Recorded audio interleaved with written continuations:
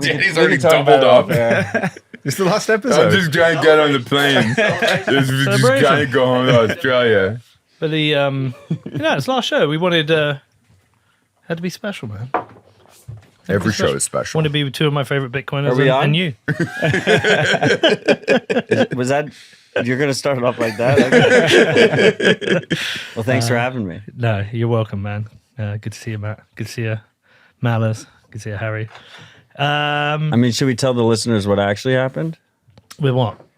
That I was originally supposed to be the last show, and then you had to dilute me with these amazing co-guests to join me. It's not exactly true. I actually said to Danny, I said my ideal final show would have a bunch of people. And there's one more I would have had here if we could. I would have had Hoddle here as well.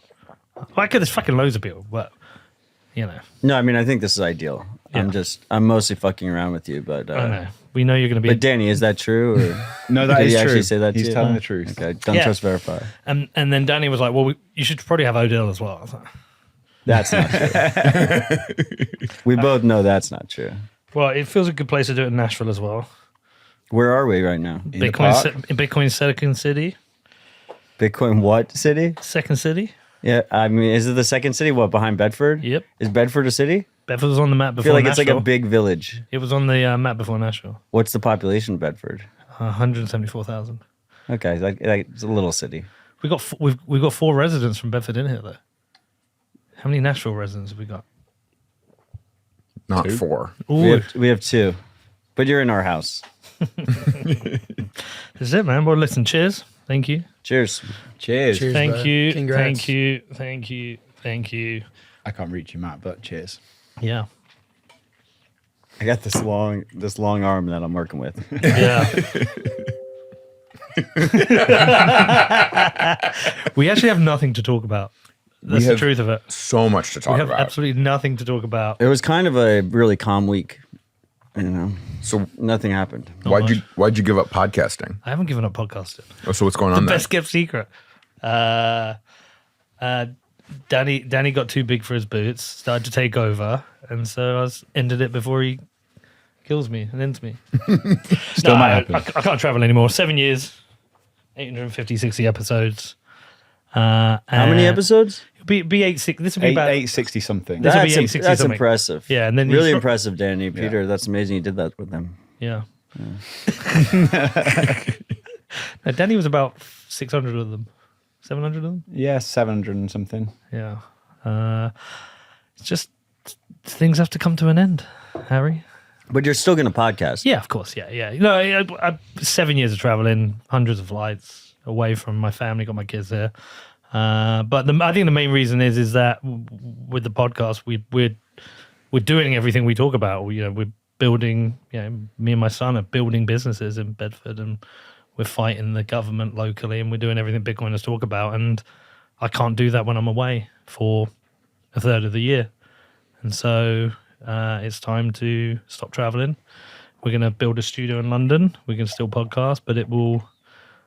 It's interesting. We just did a chat with Harry. We talked about, was it Bitcoin mining season 2? Yeah.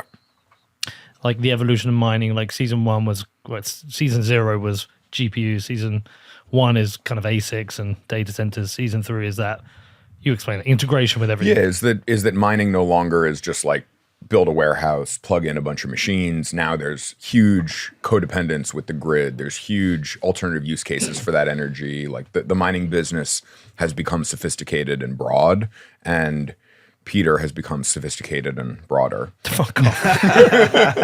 So I mean, so the plan is you're going to have There's no well thought out plan, really. a more generalized podcast a la Joe Rogan in Bedford, and you're going to fly people out to you instead of flying to them, right? Kinda. The focus is that we have a football team to get in the Premier League, which now has an investment of $4.5 million, which is all gone into Bitcoin. The things we're doing in the football club are nobody's ever done before. That takes up a lot of time. I mean, how distracted have I been this week with that? For the last year and a half. Yeah. And I'm fighting a mayor, and I'm trying to Bitcoin a town. And you're going to become the mayor, right? Don't know, to be agreed, but To be, I mean, they have to figure vote that you out. They have to in. agree. well, I mean, I think it's there for the taking if you want it. It's one of those weird things. If I do it, you see, like everyone donating money to Trump. I think if I needed Bitcoin donations to go and become mayor, I think I'll raise more money than ever. Has anyone at happened. this table donated to Trump? No. I mean, I no. don't think we can, but I wouldn't anyway. I wouldn't donate to any of them. I mean, I would support you emotionally, but I wouldn't I would donate donate to your to Peter, mayor. though. I would to his mayorship. Are Yeah. you legally allowed to? I'm English. She's English, Okay, fair enough. but they, I'm not going to dox your location. I didn't realize that. Well, my location's docked, but I'm English. like Harry's talking about this season 2 is that like mining's integrating with the grid and everything else. It's become part Right. of everything else, and so it's time to actually go and do these things. We're doing these things in Bedford. We're literally. You've been there. You've seen it. You've been there. You've seen it. All the coolest Haven't been best there yet. friends have come along and seen it. And but no. So the idea is to do that. But if we build a studio in London, we won't get 12, 13 Bitcoin shows a month out. And either way, we don't. Well, would the studio be in London or Bedford? London. The studio will be in London. But I thought Bedford is the first Bitcoin Bedford is to city. focus on the business, but London's where the studio will be. That's where. And I think if you went like 5-year plan, the studio would probably be in Bedford. It's just right now getting the kind of guests that we want to get. You should just be the change you want to see in the world and put the studio in Bedford. But I spend a lot of time in London anyway. You should delete your Twitter, go Nostr only, and go Bedford only. You got to we will you get got to there be the eventually. change you want to see in the world. But no, so like it's our conference. We didn't call it the Bedford Bitcoin Conference. We called it Cheat Code because we didn't want it just to be Bitcoin. And that's I think Bitcoin season 2 is Bitcoin's not being its niche in the corner. It's being part of everything.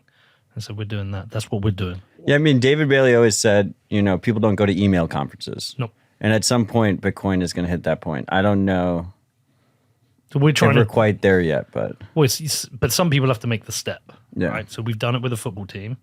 That is a traditional business that's been accelerated through Bitcoin. We're doing it with the bar. We're fighting the mayor and the council. We're trying to Bitcoinize the town.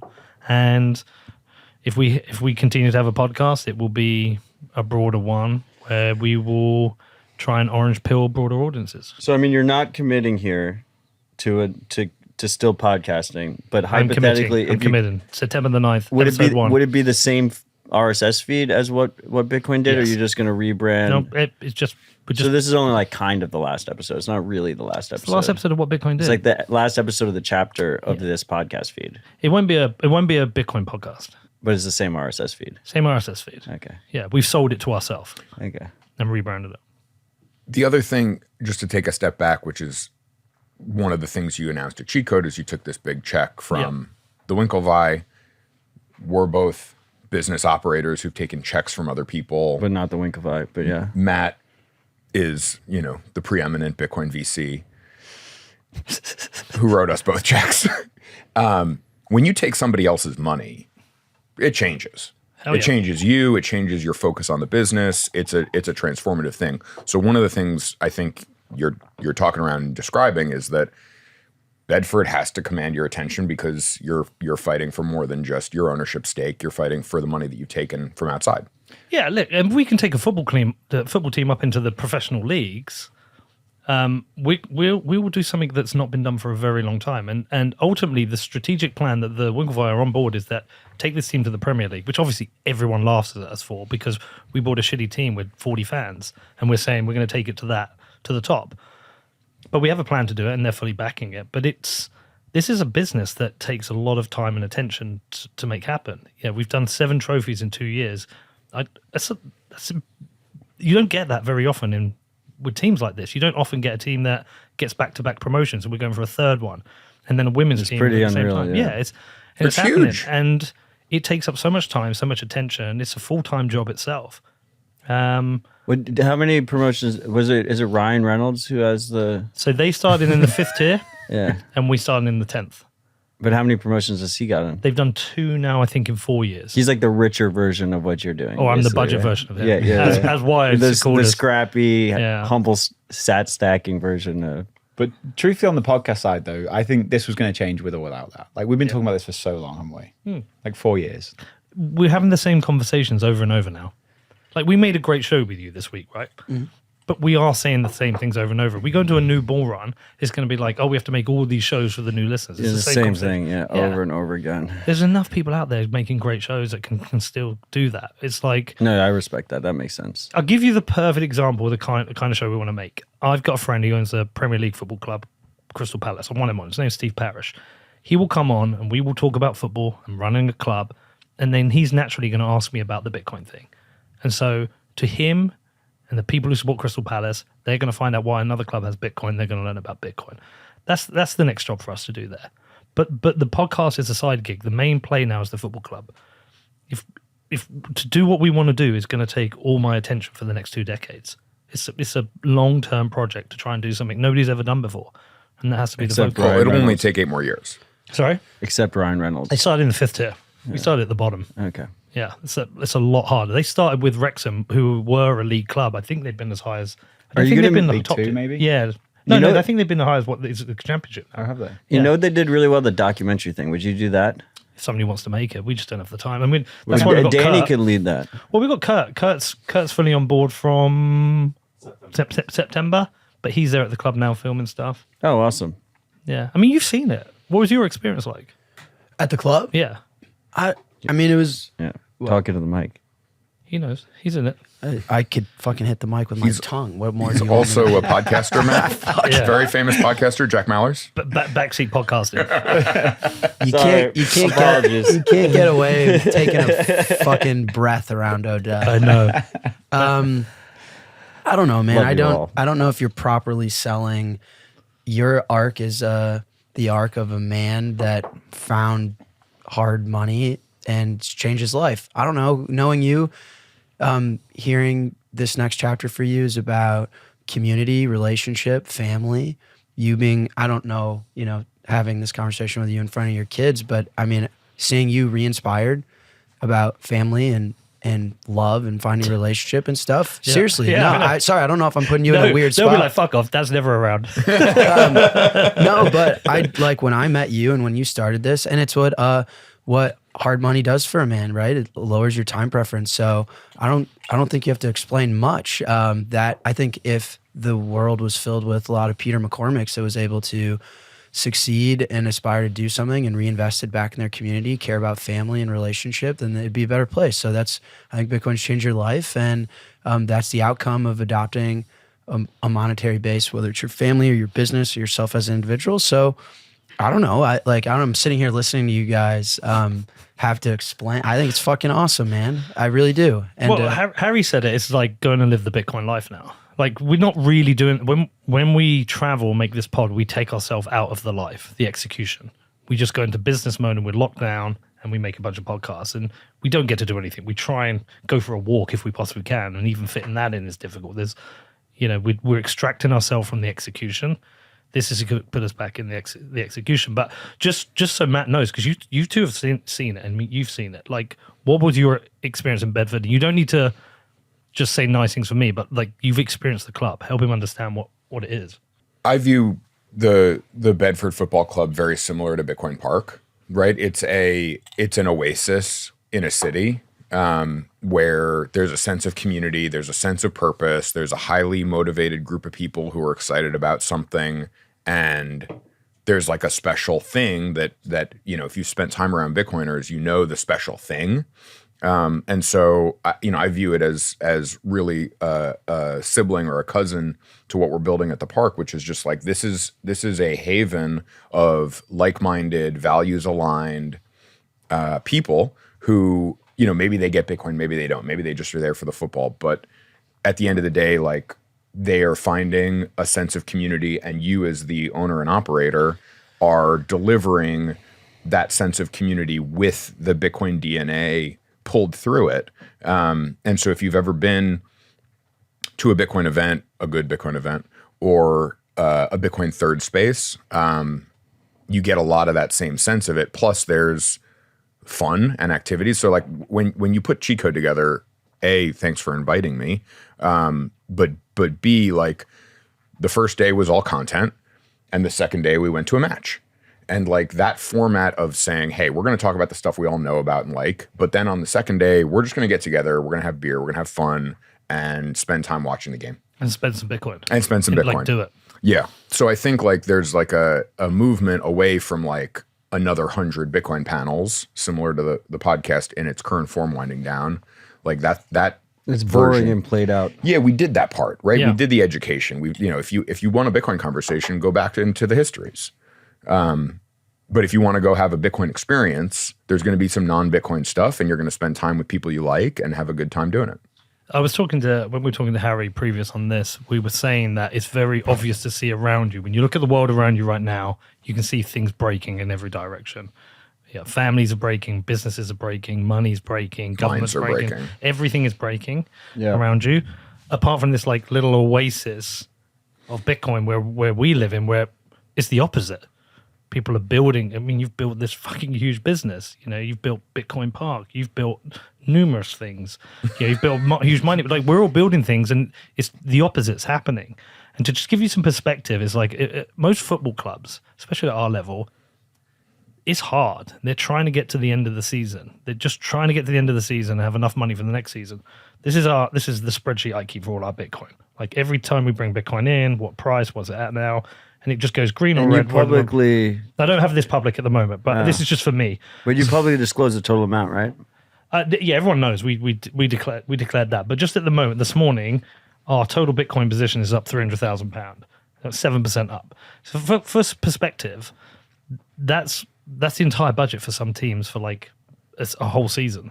And so with that, we have this foundation to build this club that can be successful. But not only is it building a club, it's building jobs, opportunity.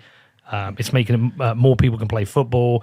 We have a fund for kids who can't afford to play football that exists. We have a women's team with women's football. All of this is coming because we've just used this Bitcoin thing. And so that for me is almost like a lens for everything else that can be done. Yeah, I love that. Yeah. So, but it takes a lot of work. Oh, I mean, business is hard. Yeah. I mean, I would say two things. First of all, I liked Harry's Bitcoin Park analogy. I mean, I would group things like pub key in there as well. Obviously, like, I've been building out the park with Rod and Harry for a bit now. I would add one tangent that, Harry, you know, I like the analogy, but I wish we had a football team. But to go to your explanation of your Bitcoin treasury, I think actually Jack does a really good job leading Strike, in that he actually describes Strike as two separate businesses, right? He has like the operating business, and then he has the Bitcoin treasury business. Mm-hmm. And I feel like that's where we're going. I mean, I think Senator Lummis has decided that we're all going to now rebrand it to Bitcoin Strategic Reserves. I think, you know, your that's football awesome. club has a Bitcoin Strategic Reserve. Strike has a Bitcoin Strategic Reserve. Bitcoin Park is got a negative Bitcoin Strategic Reserve, but we're all trying to build that strategic reserve up. Well, Dylan Leclerc's doing it with MetaPlanet. They've created a vehicle to create a Bitcoin strategic reserve. That's all it's about.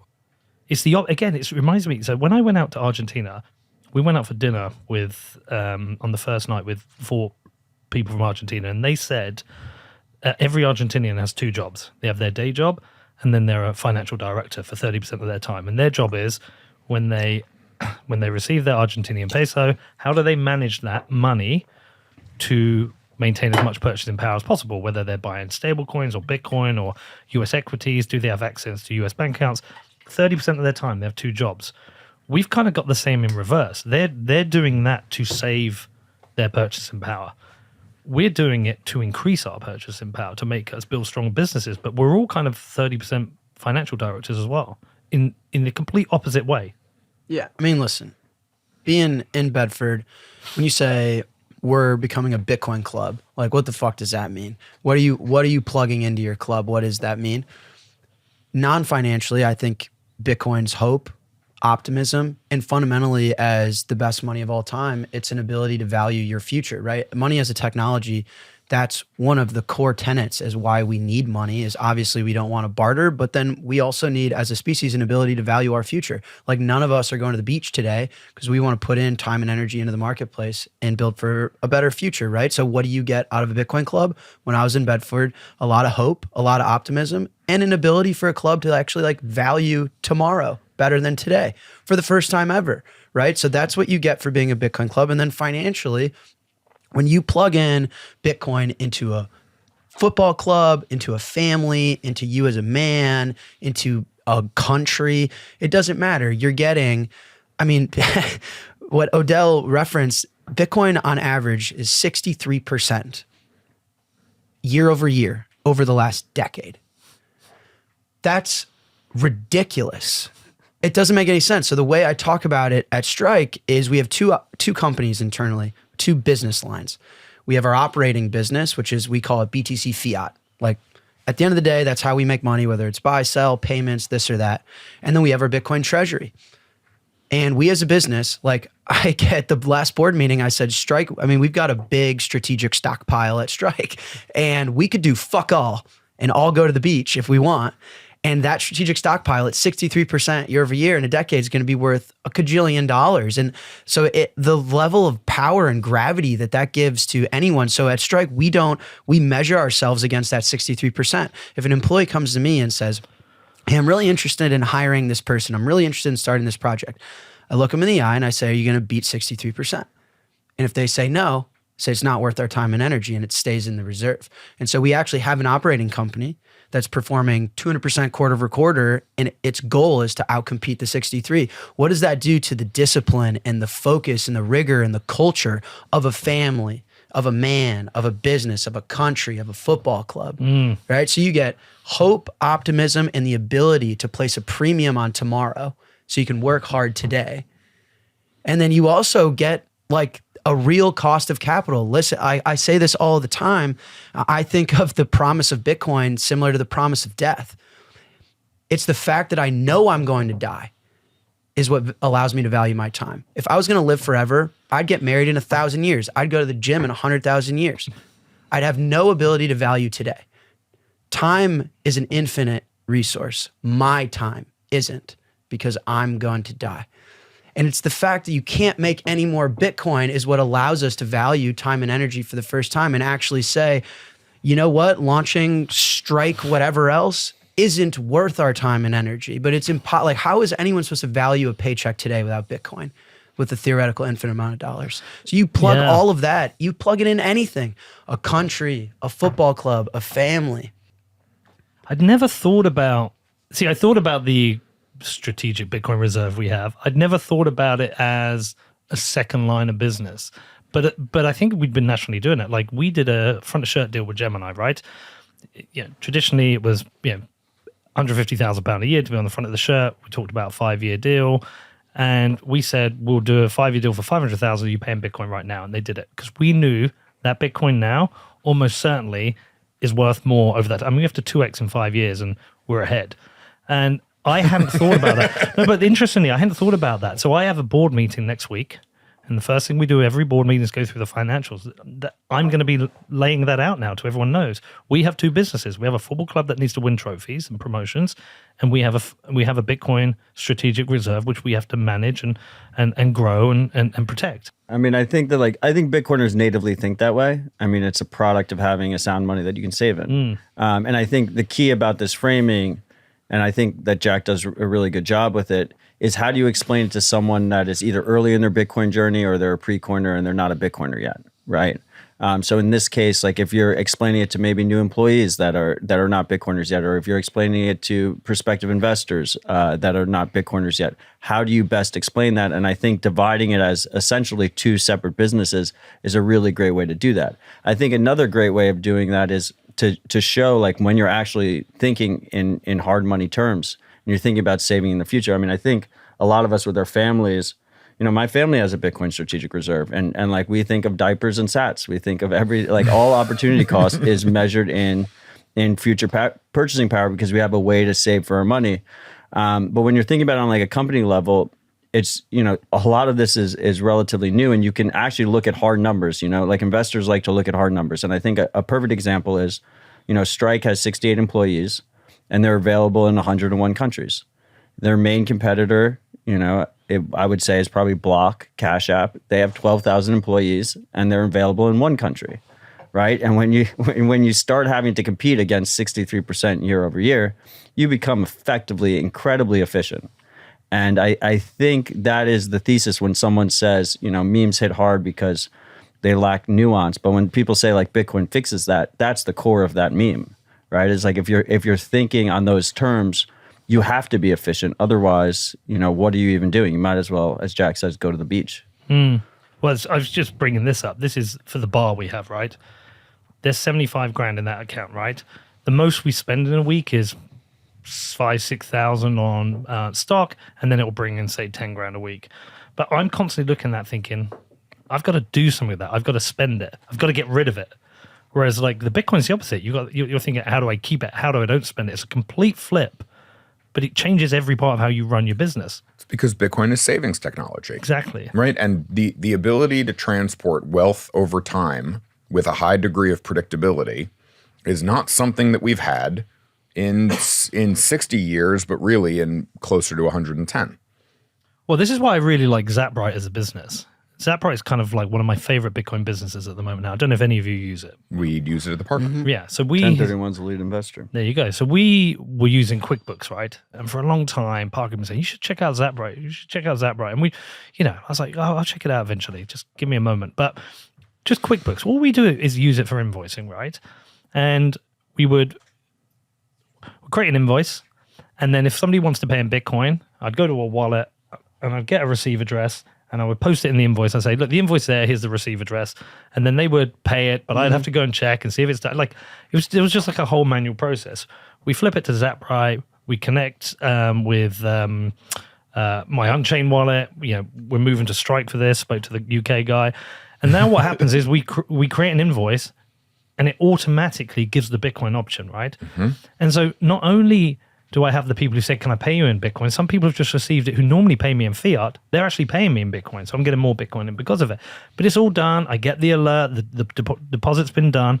And I'm paying, what's I paying? I paid $240 for the year, where I was paying like £40 a month with QuickBooks, right? So I'm paying less and I've got a Bitcoin native business that understands me. And again, Bitcoin season 2, that you can use Zapbright even if you're not a Bitcoin company. You probably wouldn't, but you could. I mean, I think that's part of their thesis. I mean, I think the key thing here is a trend we're watching across the industry is you just need to reduce friction across the board. Yes. Right. And I think Zapbright reduces that friction with people you bill out to, right? Like if it requires 2 separate invoices, if you're going to pay me in Bitcoin or dollars, then you're going to get less conversions just across the board. Yeah. And I think that's what Bitcoin season 2 is about, right? And the value of getting paid in Bitcoin cannot be overstated, right? Like if you get paid in Bitcoin, the burden of you having to make all the decisions around treasury and balance sheet and all this other stuff, it obfuscates that away, right? Because you receive the Bitcoin and then it puts the choice. The choice is not whether or not I should convert my cash to buy Bitcoin. The question is, should I convert my Bitcoin back into cash? And so living in Bitcoin natively within the business context, just like automatically empowers you, automatically signals to a lower time preference decision tree. It's easy to sit in pounds for you, right? And you're just going to think about it, but then you got to think about it. Am I going to send it over? Am I going to wait for it to get there? Am I going to convert it into this? And you end up losing time in the market of Bitcoin. And any day I forget who did exactly the analysis, but it's like a huge percentage of Bitcoin's growth happens in a very small number of days. And so you need to be in Bitcoin the whole time to achieve the value that those days deliver. Like it's a tiny number of days, like less than 20 or something. Right? It's like if you took like the best 20 days of Bitcoin's history, Bitcoin's like 20K, not 68K or whatever it is now. So the lesson is you don't know which days those are. They're rare, but they're critically important to achieve the 63%. Mm-hmm. So if you're going to get the 63%, you need to be in Bitcoin the whole time.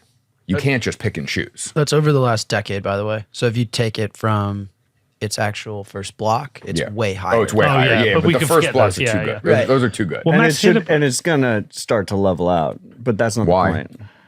With adoption, I think like as so in the beginning you have the adoption cycle, right? And so like we'll see greater gains. I mean, right now, sure, in today's purchasing power, but some people will say that. Well, some people will say there's like 200 million. Yeah, I mean, if you're measuring against a deflating dollar, but let's say you're measuring against like how much beef you can buy or something like that.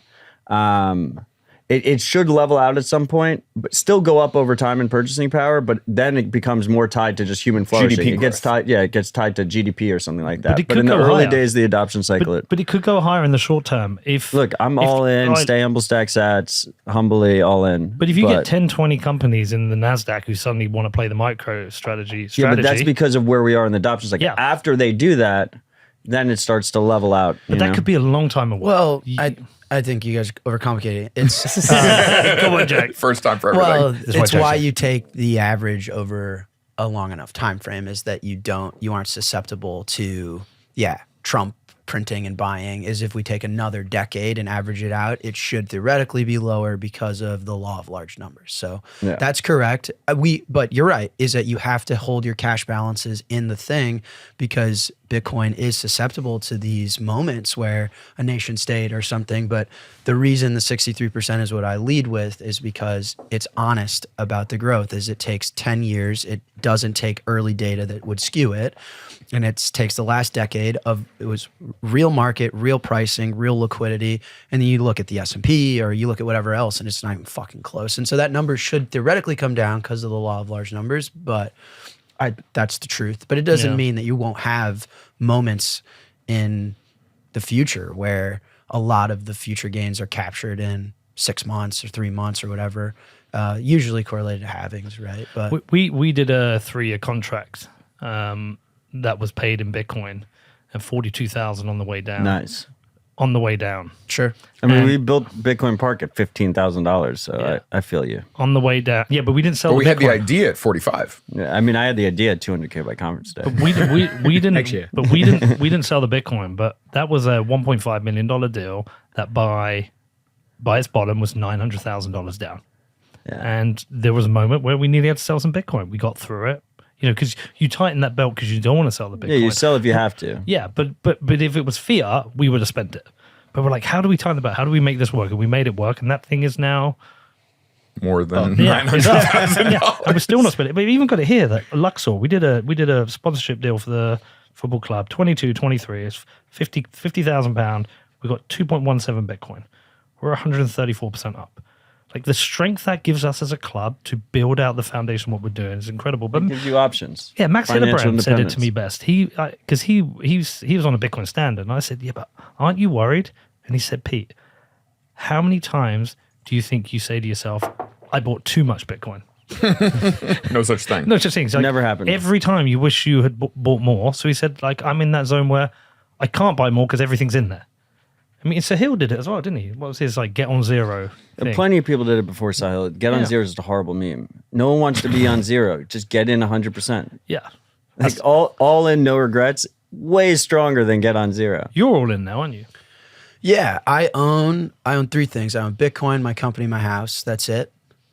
And again, I don't know. I feel repetitive, but it's like, what? So they're like, is that a huge issue? You're gonna have to sell a bunch of Bitcoin. You care about the price? It's like, well, the first thing you learn is live your life profitably. Like I think I talk about it at Strike. Being profitable is a moral imperative before it's a financial responsibility, because to me, being profitable is giving more to the world than you're taking from it. It's quite literally down to the dime, making the world a better place. If money is time and energy in an abstracted form, you're contributing more time and energy, more value to the marketplace than you're taking from it. And so you should do that as an individual as well. Don't be an asshole. Don't get bottle service. Don't buy stupid shit. Make sure that when on a month over month basis, you're bringing in more time and energy to yourself and your loved ones than you're expending, right? So I don't know. Then I have no stress, right? I live my life profitably. I live my life morally, as in I try and do more for the world than I take from the world. And I keep my cash balance, my time and energy in Bitcoin, in my business, and in my house. When did you start Super Strike? simple life. Not actually in his house. Yeah. Well, I just don't. I don't like debt. I know Sailor. I'm still struggling with this. Like I should maybe remortgage my place or something. But my dad And buy more Bitcoin. Yeah, but my dad, and I get it. You want your liabilities and the thing that only goes down and stuff. It's So I about to do that. hyperinflate I do that currency. a little bit, where I spend on credit. So the credit card is the best financial product of all time because the U.S. banking system gives you a free line of credit in the thing that only goes down, and you get to hoard the thing that only goes up. So I do that, but I don't know. I don't fuck with debt and owing people. Well, if you pay off your credit card, if you don't, it's like probably one of the most predatory I think inventions. It's super simple. In a long time. Yeah, don't stay humble. Bitcoin is an ego test, inevitably. Don't exceed your means. Live humbly and own your cash balance in Bitcoin. I don't know. Do you remember what was the date you started Strike?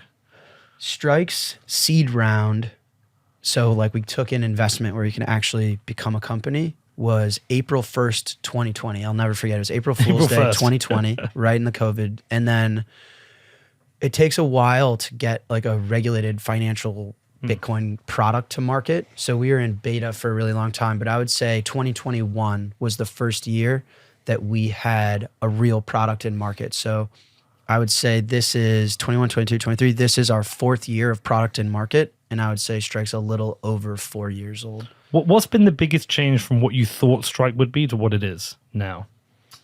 Oh my God. Well, a lot of the thesis at the time was around Lightning and such, which is great for us and grows, and we're really excited about it. But I never in a million years thought we could be one of the best in the world at Bitcoin.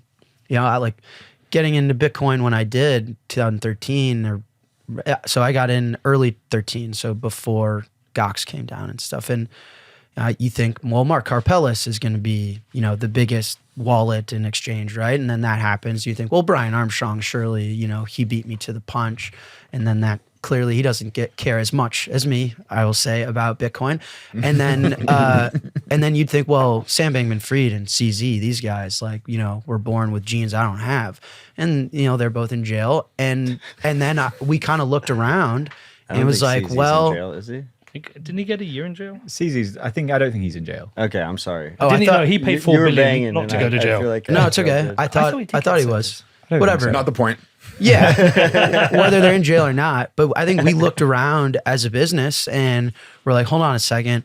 Do we have the best tech, the best products, the best level of focus, understanding, expertise, brand, and principles to, 4 months starting in June? So you're right. So Odell interrupts you for nothing. Yes. Holy shit. It's a token. Well, today I learned. Is a token cent? He paid $4 billion for a token sentence. Okay. Yeah. But he has a bigger point. No, that's the biggest change is that it doesn't matter who is first to market. I think Bitcoin rewards principles, ethics, humility, and we've embodied that as a business. Like I've made a ton of fucking mistakes, but is this pivot of building a company, especially for Bitcoiners, is not about being able to predict the future and make risky bets on where the puck is going. It's about listening to customers, doing the right thing, wake up every single day, work hard. And that's, And don't end up in jail. the reason, and I think that's the reason customers love us. I've got more licenses in some of the biggest markets in the world than Coinbase, is we just wake up, do our fucking job. It's not about predicting the future. It's about listening to customers. And we run really leanly, really profitably. We hold ourselves to Bitcoin's performance. So we only do things that are going to make an outsized impact for our customers and for shareholders. And that's the biggest change, is I thought, I had a vision that many couldn't see yet with Lightning. I still believe that, by the way. Like, I think it's super validating that Lightning and Lightspark and all this stuff is happening. But I mean, we become a big business numbers wise, just by listening to customers and being the Bitcoin company, where you look like Coinbase and FTX and stuff aren't. So 2 follow-ups. One is that you're able to do all of that because you've already accurately predicted the future, because you know what Bitcoin does, right? So you've taken sort of the in Maslow's hierarchy of needs, right? Like Bitcoin does food, water, shelter, right? You've established food, water, shelter because Bitcoin does that for you. So then you're able to up level and focus on all of these business growth drivers that include product, technology, customer feedback, all of these, which I view as like higher level thinking, because the base layer of food, water, shelter is covered just by Bitcoin and the treasury business line that you talked about. The second is that the reason that Bitcoiners are like this is because we are promethean. We are taking the thermodynamic future of our planet and charging batteries that are full of the hardest money on earth and saving it in perpetuity, right? This is a fundamentally Promethean idea. We have discovered fire. The world will never be the same again. We have a new tool that is going to reshape the societies around us and the universe within our own minds and allow us to become fully realized people. And we're expressing that realization through the businesses that we produce because we believe that via profit, value can be delivered to the world in excess of the cost that it takes to deliver that value. And that is a foundational human idea, right? Now, not only am I able to kill a buffalo, I'm able to cook a buffalo. And that's just, it's foundational to the way we are. We have 50 million years of biology baked into us that lets us deliver this. And we have this new incredible tool and lens through which to see the world that lets us express ourselves in a incredibly more specific and useful way. Yeah, going back to your football club, just plugging Bitcoin into anything.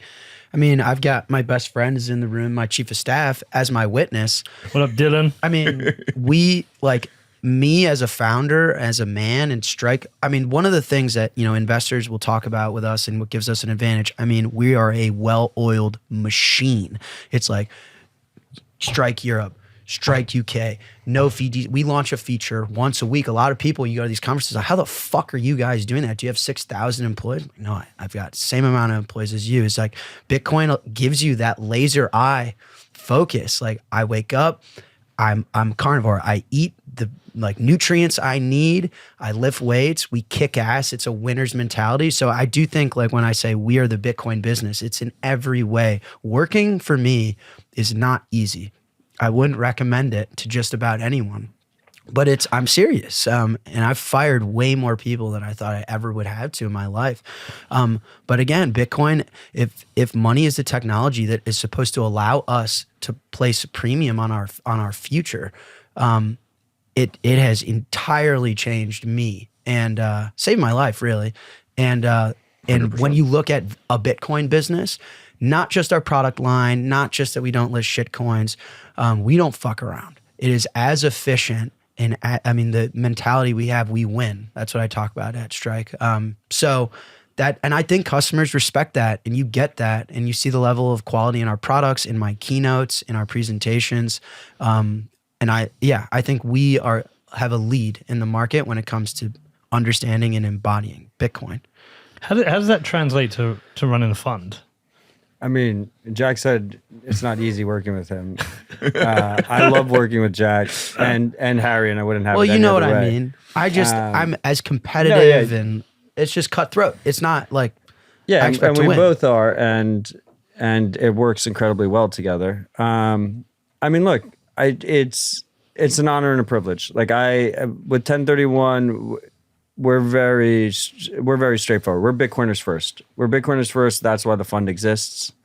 We're Bitcoiners supporting Bitcoiners. I mean, to your point earlier, we have this thesis that every company becomes a Bitcoin company on a long enough time scale. Yep. So right now we're very focused on, supporting the best businesses in Bitcoin. I believe the best businesses in the world, but ultimately it can become quite broad. Like I like to view our competitors as like an A16Z or a Sequoia or something. But at the end of the day, I always when I talk to our founders, when I talk to our investors, it's very simple. It's if you want our support, if you think I can be valuable personally, I'm right there with you. I'm in the shit with you. I'm in the trenches. And if you want to do your own thing, I'll stay out of your fucking way. But at the end of the day, you have to compete against the hardest asset that has ever existed in humanity. So make sure you understand, what the stakes are here. I don't want, people fucking around. What am I like to work for? I don't think I've ever asked you. I mean, I think we found it quite. I don't think we ever argue. To be Never honest, had an like we argument. disagree a lot, but I don't think we ever argue. I think we found a good balance. I think you find a way of putting up with me, though, if you disagree. Oh yeah, for sure. I mean, I've absolutely found a way of putting up with you. Cheers. I think Danny, you guys work beautifully well together. Danny's I think you guys have an also. accelerant. I mean, you could just see the friendship too. I think Danny's kind of become like my best friend in the world. Like a bit like, you and Dylan. I can't do what I do without Danny. Well, I mean, I think that's part of it, right? It's like let's give Danny his moment. When the alternative is holding this amazing asset, right? Is holding the best money we've ever seen. The opportunity cost demands that you pretty much only work with people that you mutually respect and consider your friends, right? Like, like Harry, we work on two fronts. Like Harry's my co-founder at Bitcoin Park, and he's also an advisor at 1031. And you realize really quickly that the only thing more scarce than Bitcoin is time. And if you're gonna work towards accumulating as much Bitcoin as possible, you only want to do it with people you mutually respect and you enjoy being around. Well, I mean, I think we found a balance where like you're always the person that wants to go out, change things, do things all the time, and I'm always the boring one trying to pull you back. But I think over time we've found that balance. But I don't know. This next thing will be interesting because things are going to change. Well, look, I mean, yeah, we're a moment in time where Danny could just say, "Go do it, Pete. I'll do my own thing." And like I encourage him to explore that because it is a good time. Like obviously, I want you alongside me with everything I want to do, but I do encourage you to explore that and think about that. It's, I used to have a previous Danny when I had my advertising agency. The kids know him well. My last business partner, a guy called Ollie Morrison, very similar to Danny. He was the operator. Isn't he one of your godparents? He's your godfather. Is your godfather? No, I think he's your godfather. It's Scarlett's godfather. But I went off and did my own thing, and he's very successful doing his own thing, and and does he have Bitcoin? No, annoyingly, I've talked to him about this. Yeah, I think he had Ethereum at one point. Poor guy. That was a conversation we had. But like you've got to find the right people to work with, but I probably don't ask you often enough. How are you, man? How are you doing? I mean, I don't need you to ask me that, but means you're doing okay. Yeah, I'm doing okay. But we'll see. There's a lot of change going on. Well, I'm a fan of your show. You know that I'm an avid listener. That. If for the last episode, I was expecting we get to hear your favorite moments. Because the thing about relationship, like what Dylan and I have been through, whatever, time and energy, money's this hard thing.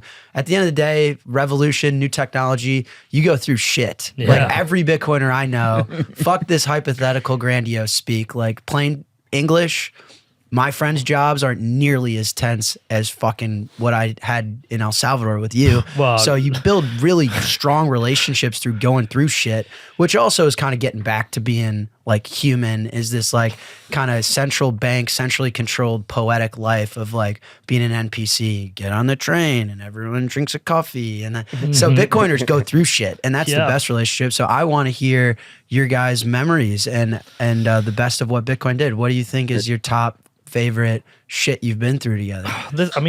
There's stuff together and apart, but there's so many things I could. Let me talk about El Salvador because you'll understand and appreciate this. So we had 2-3 weeks there together.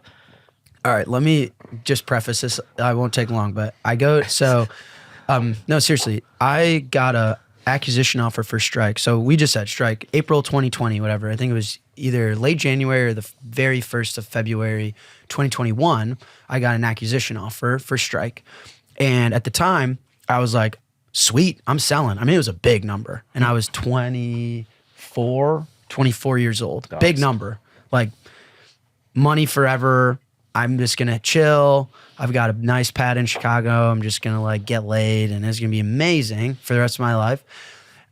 Some people like Dylan convinced me, this can be way bigger than you think. There are moments in my career, I don't know if you agree with this, where, people around you believe in you more than you believe in yourself. And like Matt's done that for me a lot. And these are really pivotal moments. So I had signed the term sheet. People don't know this. And I was ready to do it.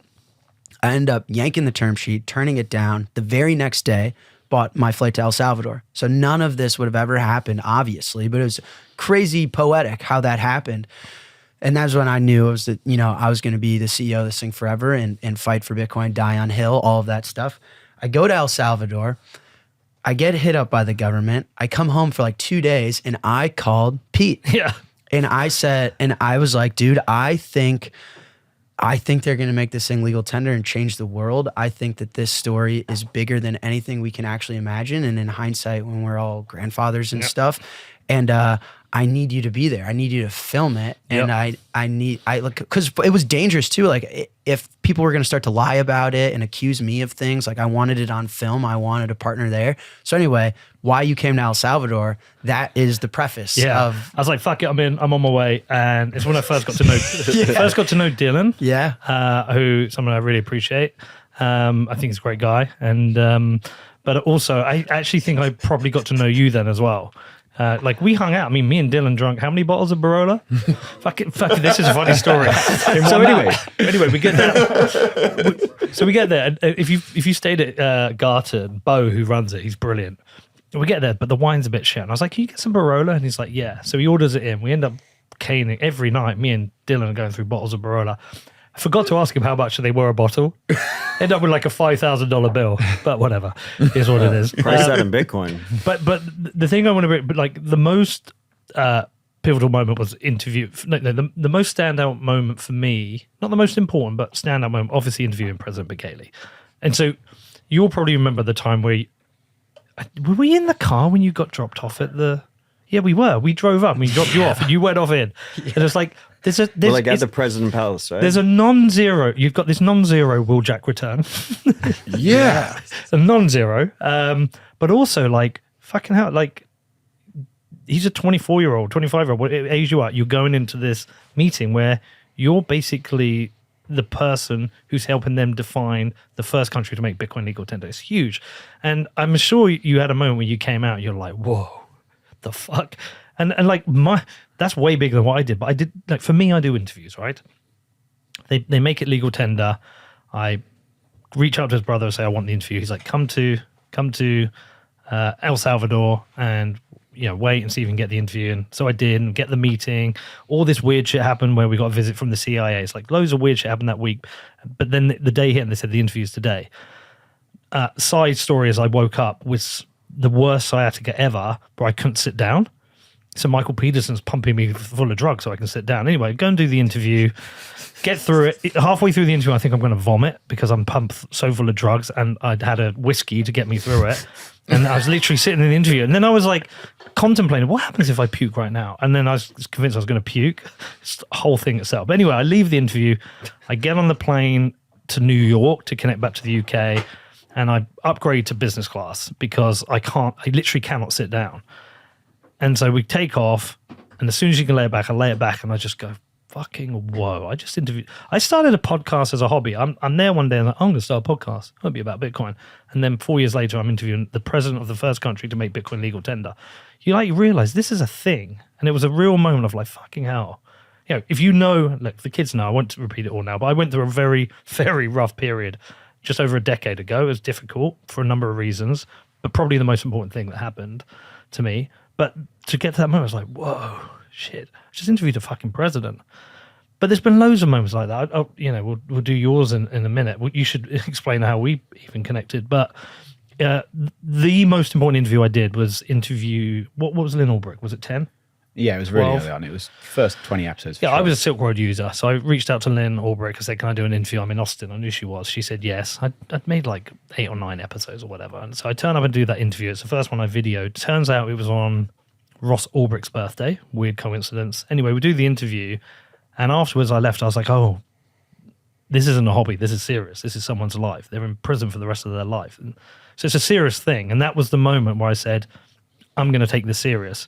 And I've never missed a week since.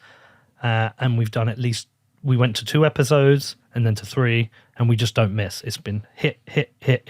With its costs, my kids have paid a cost where I'm not about, cost to health, cost to everything. But that Lynn Ulbricht interview, if I hadn't have done that one, I think it would have taken me longer to realize. But that was a really important thing. So there's something about Bitcoin. Maybe I got to sit with this before I can try and articulate it. But it's like, when I hang out with my college buddies, well, I didn't go to college, high school buddies, and they all have their office jobs and stuff. And it's like, how do you get on with your colleagues, or, what'd you guys do at work? And they're all right. You know, it's like very normal. And when people are like, do you see what Peter said about NPubs? I'm like, no, you guys don't get it. I love Peter. Like, you know, Bitcoiners, we go through shit together. X-Pubs. Yeah. What's an NPub? NPub's Noster, which is the standard.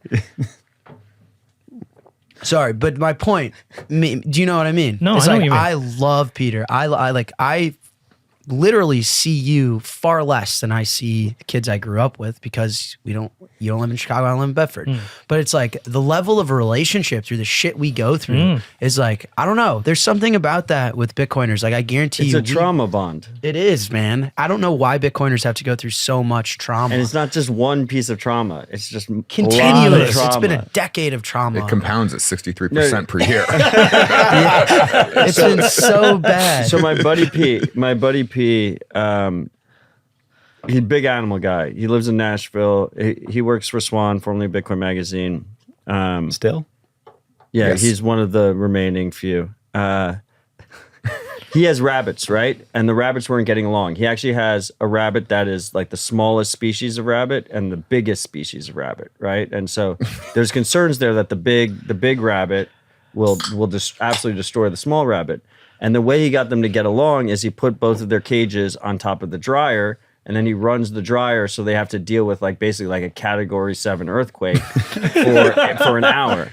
And that's our lives, right? So we experience that trauma together, and then from that point on, you're just ride or die. Like there's no going back. There's a lot of moments as well. Like people always say, what's your favorite episode? But actually, there's big moments. Like one of the most important moments is meeting Danny. Like changed everything. There is these moments but I think the most important moment you get is after you get through that first 4 years. I call it your tour of duty.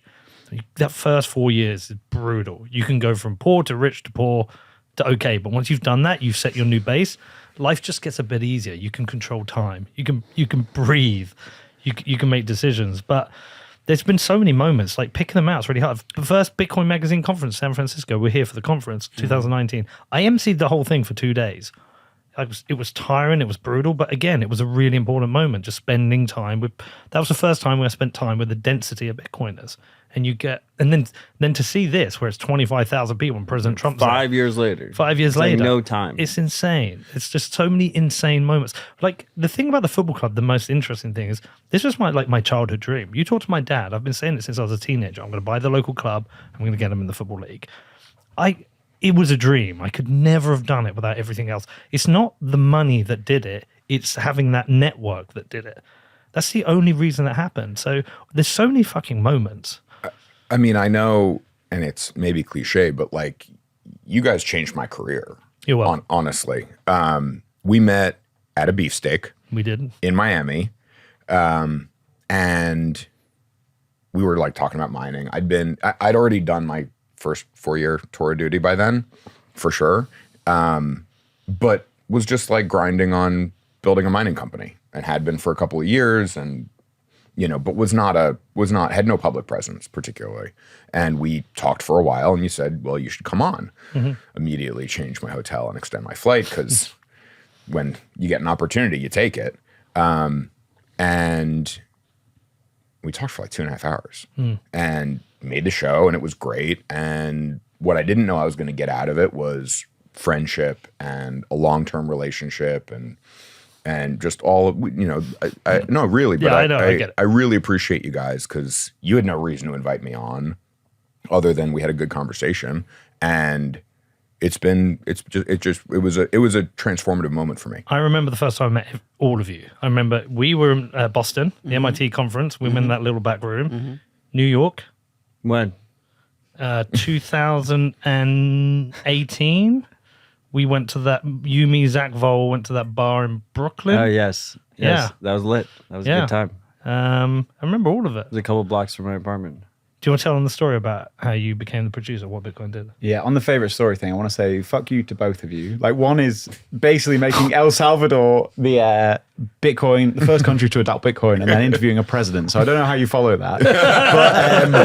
But Yeah, that was very cool of me. So the first time I ever spoke to Peter was... So the first time I spoke to Peter, I used to listen to the show from like nearly the start. And I don't know, maybe a couple years, was it a couple years in maybe? I emailed Pete being like, I love the show, but it sounds terrible. I can barely hear. I remember I was driving home from work one afternoon. Your audio fucking and sucks. I had my radio cranked as loud as it go, and I couldn't hear a fucking word. And so I got home that night. I emailed Pete being like, "What's going on?" You ummed and ahed about it, didn't you? No. It was literally like that time in the car, not being able to listen to a podcast, and I emailed you saying I need to help. And I got a response in like 5 minutes being like, okay, do the next show. It needs to come out tomorrow. I was like, well, okay. Well, you offered to do it for free. Yeah, I offered to do it for free. And you're like, no, I'll pay you. But the next show is coming out tomorrow. So I did that. And basically since then, I've done every single show. Since then, I've not edited one show, and I don't think I've watched one of them. Well, I think the connective tissue here, and you see this with a lot of Bitcoiners, It's you, isn't it, Matt? is that you say, what? It's you. It's you. No, is you say yes. Yeah. No, you say yes and you lean in, right? That is absolutely key. And I just want to, like Harry talking, mentioning how influential you guys were in his journey as basically one of the most prolific Bitcoin miners in the world. I think it's important for people to realize that me and Harry went way back in the New York Bitcoin community. And for your last episode, I just publicly apologize to Harry because Harry called me to coffee and he was like, I have this big opportunity. Like, I need to chat through like what I should do with you. And so we like sit down, like we're having the coffee. Like first it's like, you know, how's everything going? Like blah, blah, blah, like all the important bullshit, but bullshit nonetheless. And he's like, I'm going to get into Bitcoin mining. I was like, don't mine Bitcoin. Don't do it. And I just straight up told him, I was like, anyone but your good friends is going to tell you to do it. But Bitcoin mining is the most cutthroat business. You should not mine Bitcoin. Do something else. And thank you for not listening, and thank you for still being a brother. 5 years later, 6 years later. Look, it was good advice. It was the right advice. But, you know, $155 million acquisition later. Yeah. And I think, it was the wrong advice. No, and I just didn't listen. It was fine. So this might have been, I don't know, all the years blend together, right? Like Jack was talking about launching Strike. I mean, I think when Strike was first announced, it was, you know, pre-company existing, and it was you had Zap, didn't you? Oh, it was in Marty's studio guys- apartment on Rabbit Hole Recap. But I got a good story. I mean, I think that might have been like 2019, 2018 when we had that conversation. We had that conversation like between Thanksgiving and Christmas of 2018. And the big thing that happened between those two dates, and this is not an excuse, like Harry's fucking crushed it, and I'm really grateful that he didn't listen to my opinion, was that mining exodus, right? I think a lot of us, like, we blend everything together. But what was it? The mining exodus from China was 2020. 2020. And it changed the whole industry. Like all of a sudden, US became the predominant mining location instead of China. But up until that point, it was like just the Chinese miners were just crushing everybody. And it's just pretty crazy. I don't know. Like it feels like we've lived a decade that feels like a century. Mm-hmm. And on that yes thing, I just before keeps I know going. you're going to tell a story. Just on that yes thing, that was the background to El Salvador for me. So I went out to Le Bitconf in Uruguay, and I'm stood outside, and this guy comes up to me, Michael Peterson. He said, I listened to the show. I just wanted to talk to you about something. I've got this small Bitcoin project in El Salvador where I'm paying local kids, you know, to stay out of gangs. I give them Bitcoin to like clean up the streams and the sides of the roads and teach surf. And then one of the shops accepts Bitcoin, one of the hairdressers, like this little circle economy. I was like, it sounds cool. I want to interview on it. He's like, okay, when do you want to do it? I was like, I'll come to El Salvador. So I went straight, Michael will tell you this. I went straight on my phone. I was like, there's a flight tomorrow, or there's a flight in 2 days. I'll be there. So I flew out to El Salvador, went down to El Zonte, did the interview, got to see the project. And that was all just based on a yes. And that established the El Salvador thing. So then when everything comes after it, you know, because there's a lot of people, I don't know if you ever think this, but there's a lot of people who've come after El Salvador. They've come to it late and they've tried to claim ownership to it. And it's like, there's a lot of stuff that happened before. Like Michael Peterson's often lost in the background. He is that project. He is the seed of that project. He is the El Salvador Bitcoin Satoshi Nakamoto. He made that fucking happen. But being the person he is, he doesn't want any credit for it. but he is. And that saying yes does change things. Like you've something I'd say to my kids, you've got to say yes to stuff and go and do it. And you've got to ask for stuff. I think asking for stuff true. also is very important. And that kind of gets back to the story. So then at the start, we like spoke every couple of weeks, and then it became every few days, and then eventually every day. But like Every this day. was like all like from pre and then during COVID, and so we couldn't travel the same, and then didn't meet for like in person for probably 2 years or something of actually working on the pod. Yeah. And But then we met. and that was probably that's probably the highlight moment, is like when we actually met, and like it's like, okay, this is someone who's like a brother essentially, and we got absolutely fucking We wasted. got so wasted. Fucking hell. We went We to were SaltConf. sad. We went to the SaltConf shitcoin I conference. got binned off. Had to That's leave after 10 minutes. right? Had to go and throw up. And They binned me off as a speaker because I refused to ask their questions. yeah, and then I guess that was kind of really the start of it. Yeah, we got. But then on a personal level, like I think the trauma thing's real. But one of the coolest things is Rabbits on a dryer. Yeah, rabbits on a dryer is so when I was first speaking to Pete like very regularly, one thing he always used to say is leaving Bedford was like therapy. And like Yeah. the only thing he ever wanted to do was get out of Bedford. And now to see that change and go back to like, I'm going to go back to Yep. Bedford. That's where I'm happy and I'm going to fix it. Like that has been a huge change. It's very cool to see. Yeah, I mean, look, what happened was, everyone knows the past. My kids know. I got divorced over a decade ago, and I didn't want to be in Bedford. I couldn't work at my advertising company. I lost everything. And then my mum died. Like literally, everything went to shit. And my buddy Justin was living out in LA, and he was like, "Come out and see me." So I went out to see him, and had a really good time. I could like forget about things, and then so I started the podcast.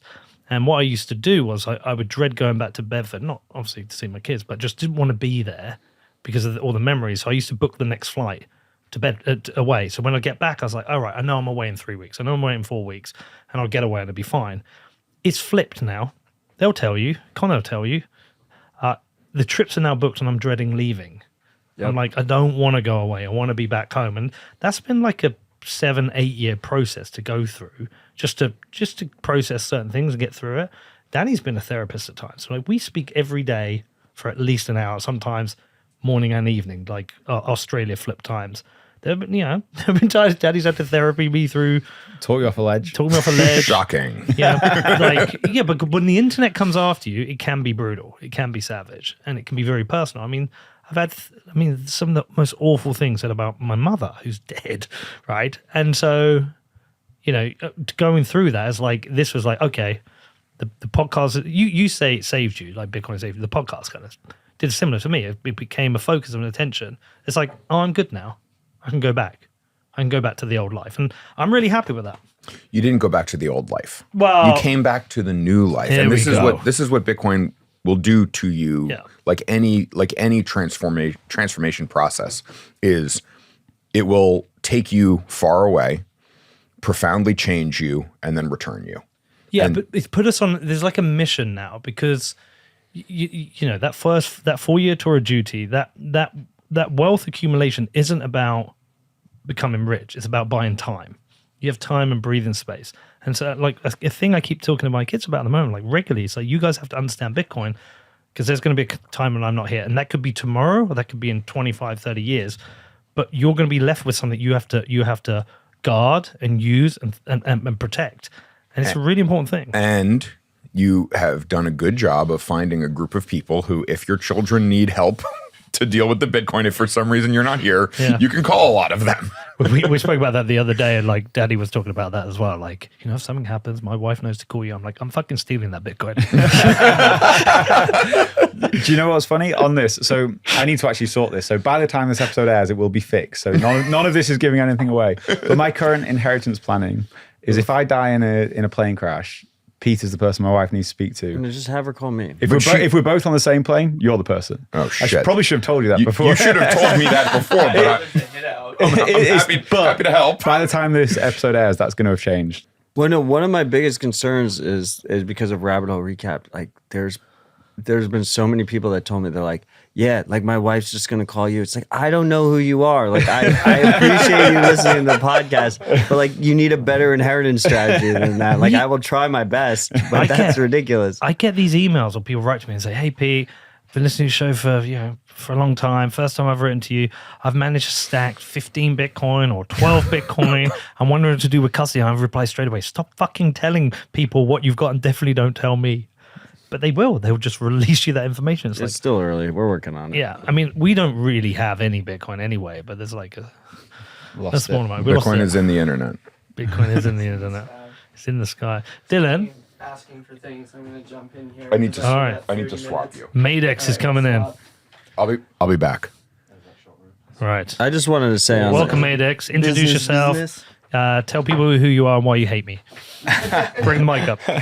Well, first I need Odell, if you wouldn't mind. That's the real reason. I got you. I think Josh is running low. bringing more ice, but Josh is our head of operations here at Bitcoin Park, and I'll introduce Madex. Madex is one of the best Bitcoin artists we have in Bitcoin. His art has a very street, almost punk style. I don't know how he wants to describe it, but I love it. It has a very freedom focus, and he's been heavily involved in Bull Bitcoin up in Canada. I like to say he's probably one of the most based Canadians in the country. So thank you for joining us, Madex. I've seen your tweets with guns. Thanks for having me. Yeah. Very based, very anti-government. Peter McCormick. Well, as you said earlier, everyone makes mistakes. But coming from Canada and being in Tennessee and seeing what Odell, Harry, and Rod pulled together, getting the governor, the CEO of Tennessee Valley Authority, and one of the senators in. And the attorney general was here. He's The like, I'll Attorney sue General. the federal government to protect open source developers. It was pretty interesting. I've never been in a room where there's mutual respect between citizens and politicians until that day. You don't get that in Canada. No, not at all. The specific example of this is that, 20% of the room was conceal and carry, and Secret Service was in the whole room. You got these big, top dogs there. No issues. No check your guns at the door. No distrust. Just mutual respect on both sides. Everybody's fucking armed. That doesn't exist in Canada. At the most minimal appearance of somebody from the government, there's full-blown Gestapo body armor, tasers, cuffs, loaded up, looking like they just came out of Iraq, but they're black with police written across them, and you can't even bring a pencil in, So it was really cool to see that, the United States, with all the issues that it has, Canada's far worse. Well, I went out there. I spent 2 weeks. I went from Windsor. We drove up from Windsor all the way through to London, to Toronto, and then left in Montreal. And it was a strange experience. There was a lot of things very similar to England, but a lot of things way worse. Ottawa was a very, very strange experience. Very strange place to be.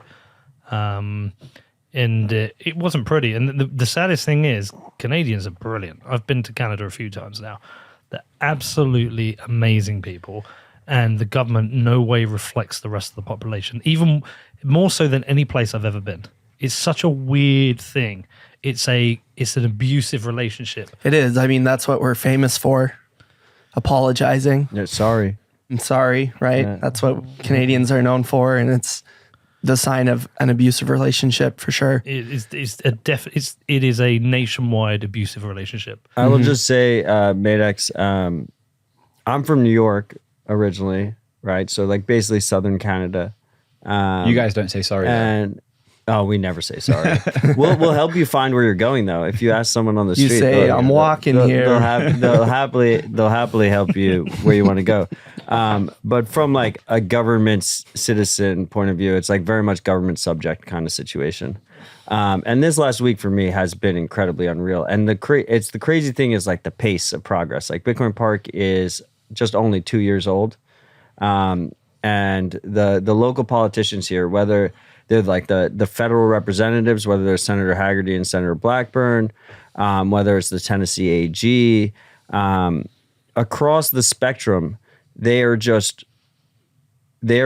ready to be the builders of a jurisdiction that will be, hopefully where the next, great American dreams happen, and where we see freedom really flourish. And to me, this week was just a long time coming, and we had worked very hard to make it happen. But I mean, a perfect example was it's just completely unreal to just like, once again, like have a gun in your belt and like be in a room. I was having meetings with like the governor of Tennessee and the senator of Tennessee and the head of the TVA, Mr. Eliash. And that's absolutely unreal. Are there guns in this room at the moment? Yes. There are. Have you ever seen a gun?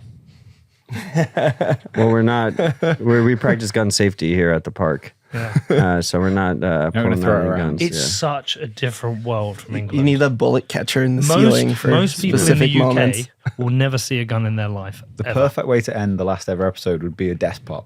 Despot? Yeah. What movie is that from? It's a good movie. It's the one where they're like shit cops. I can't remember what it's called. Yeah, and they like die right in the Should have a beginning. game of Russian roulette. Yeah. to finish the episode. But yeah, no, it's just really inspiring. I think one of the coolest things about America is that we do have a element of decentralization in our governance, right? Is that like if I was in New York and I moved my family here 3 years ago, right? And I didn't have to cross any international borders to do it. There was very little friction in that jurisdictional arbitrage. We literally just packed up the truck, threw the dogs in, drove down here, and now we live in Tennessee. And now we got to pick a different government. And I think that's what makes America particularly brilliant and particularly robust. And it goes along with everything else we work on, whether that's Bitcoin, whether that's Nostr, general freedom tech. This idea of robustness in lack of centralization. Is there any part of you that wants to go back and become part of something that fixes it? Oh yeah, like I am Albertan. I'm not Canadian. Don't identify. The only thing Canadian about me is the passport. But I believe very strongly in an independent Alberta.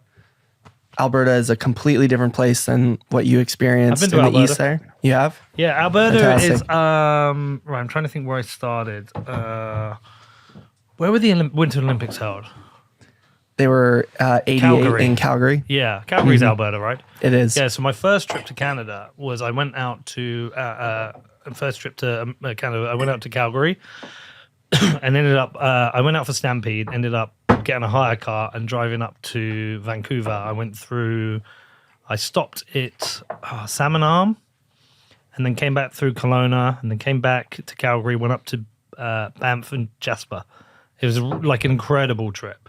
And I went in the summer, so it was beautiful, and I just fell in love with the people. The people were brilliant, and it was only years after that, like COVID era, that I learned how like the problem with having the Cuban as a president of prime minister. Yeah, Alberta's a completely different place. Obviously, in the cities, they're the sludge cores where all the cockroaches are. It's very, very rough. You deal with the same problems you deal with anywhere. But rural Alberta is far closer to Montana than the stereotype of what Canada is. So what's your plan? Well, I mean, 10 years ago, the separation conversation in Alberta just didn't really exist.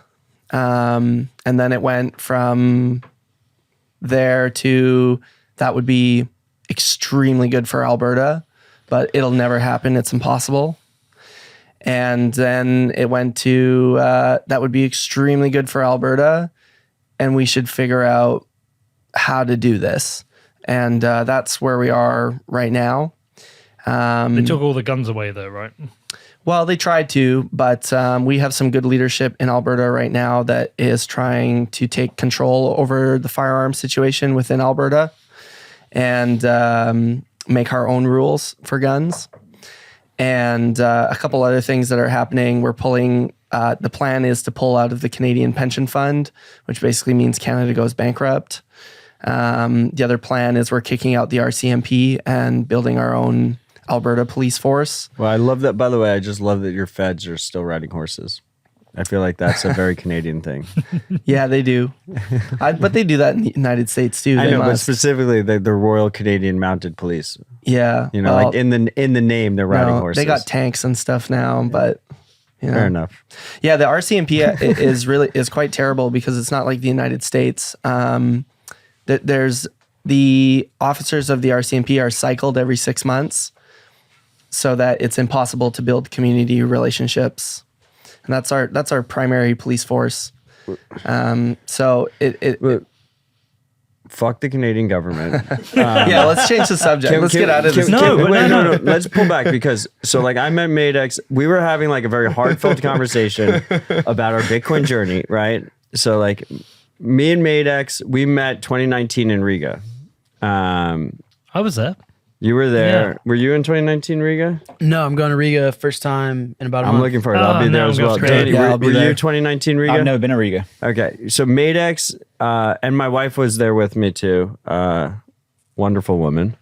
And 2019 Riga to me was like really special. It was incredibly special. So I mean, Madex, why don't you tell us, you know, a memorable moment in Bitcoin for you? Like let's hear a little bit about Madex's Bitcoin journey, because I mean you've been here for a minute, and I think in your own right you are a invaluable contributor to the ecosystem. I'm glad you're part of this movement. Thank you. Riga was big moment for bull Bitcoin. And what was really great about it for me was there was so many people at that event in 2019 that that was my first contact point with them, and they went on to do really incredible stuff. You know, Odell obviously, and Gigi, another one. Gigi we had just hired at Bull Bitcoin. I think if I'm not mistaken, it was his first Bitcoin gig, and we hired him to do some content writing for us. And just that sort of assembly there, it was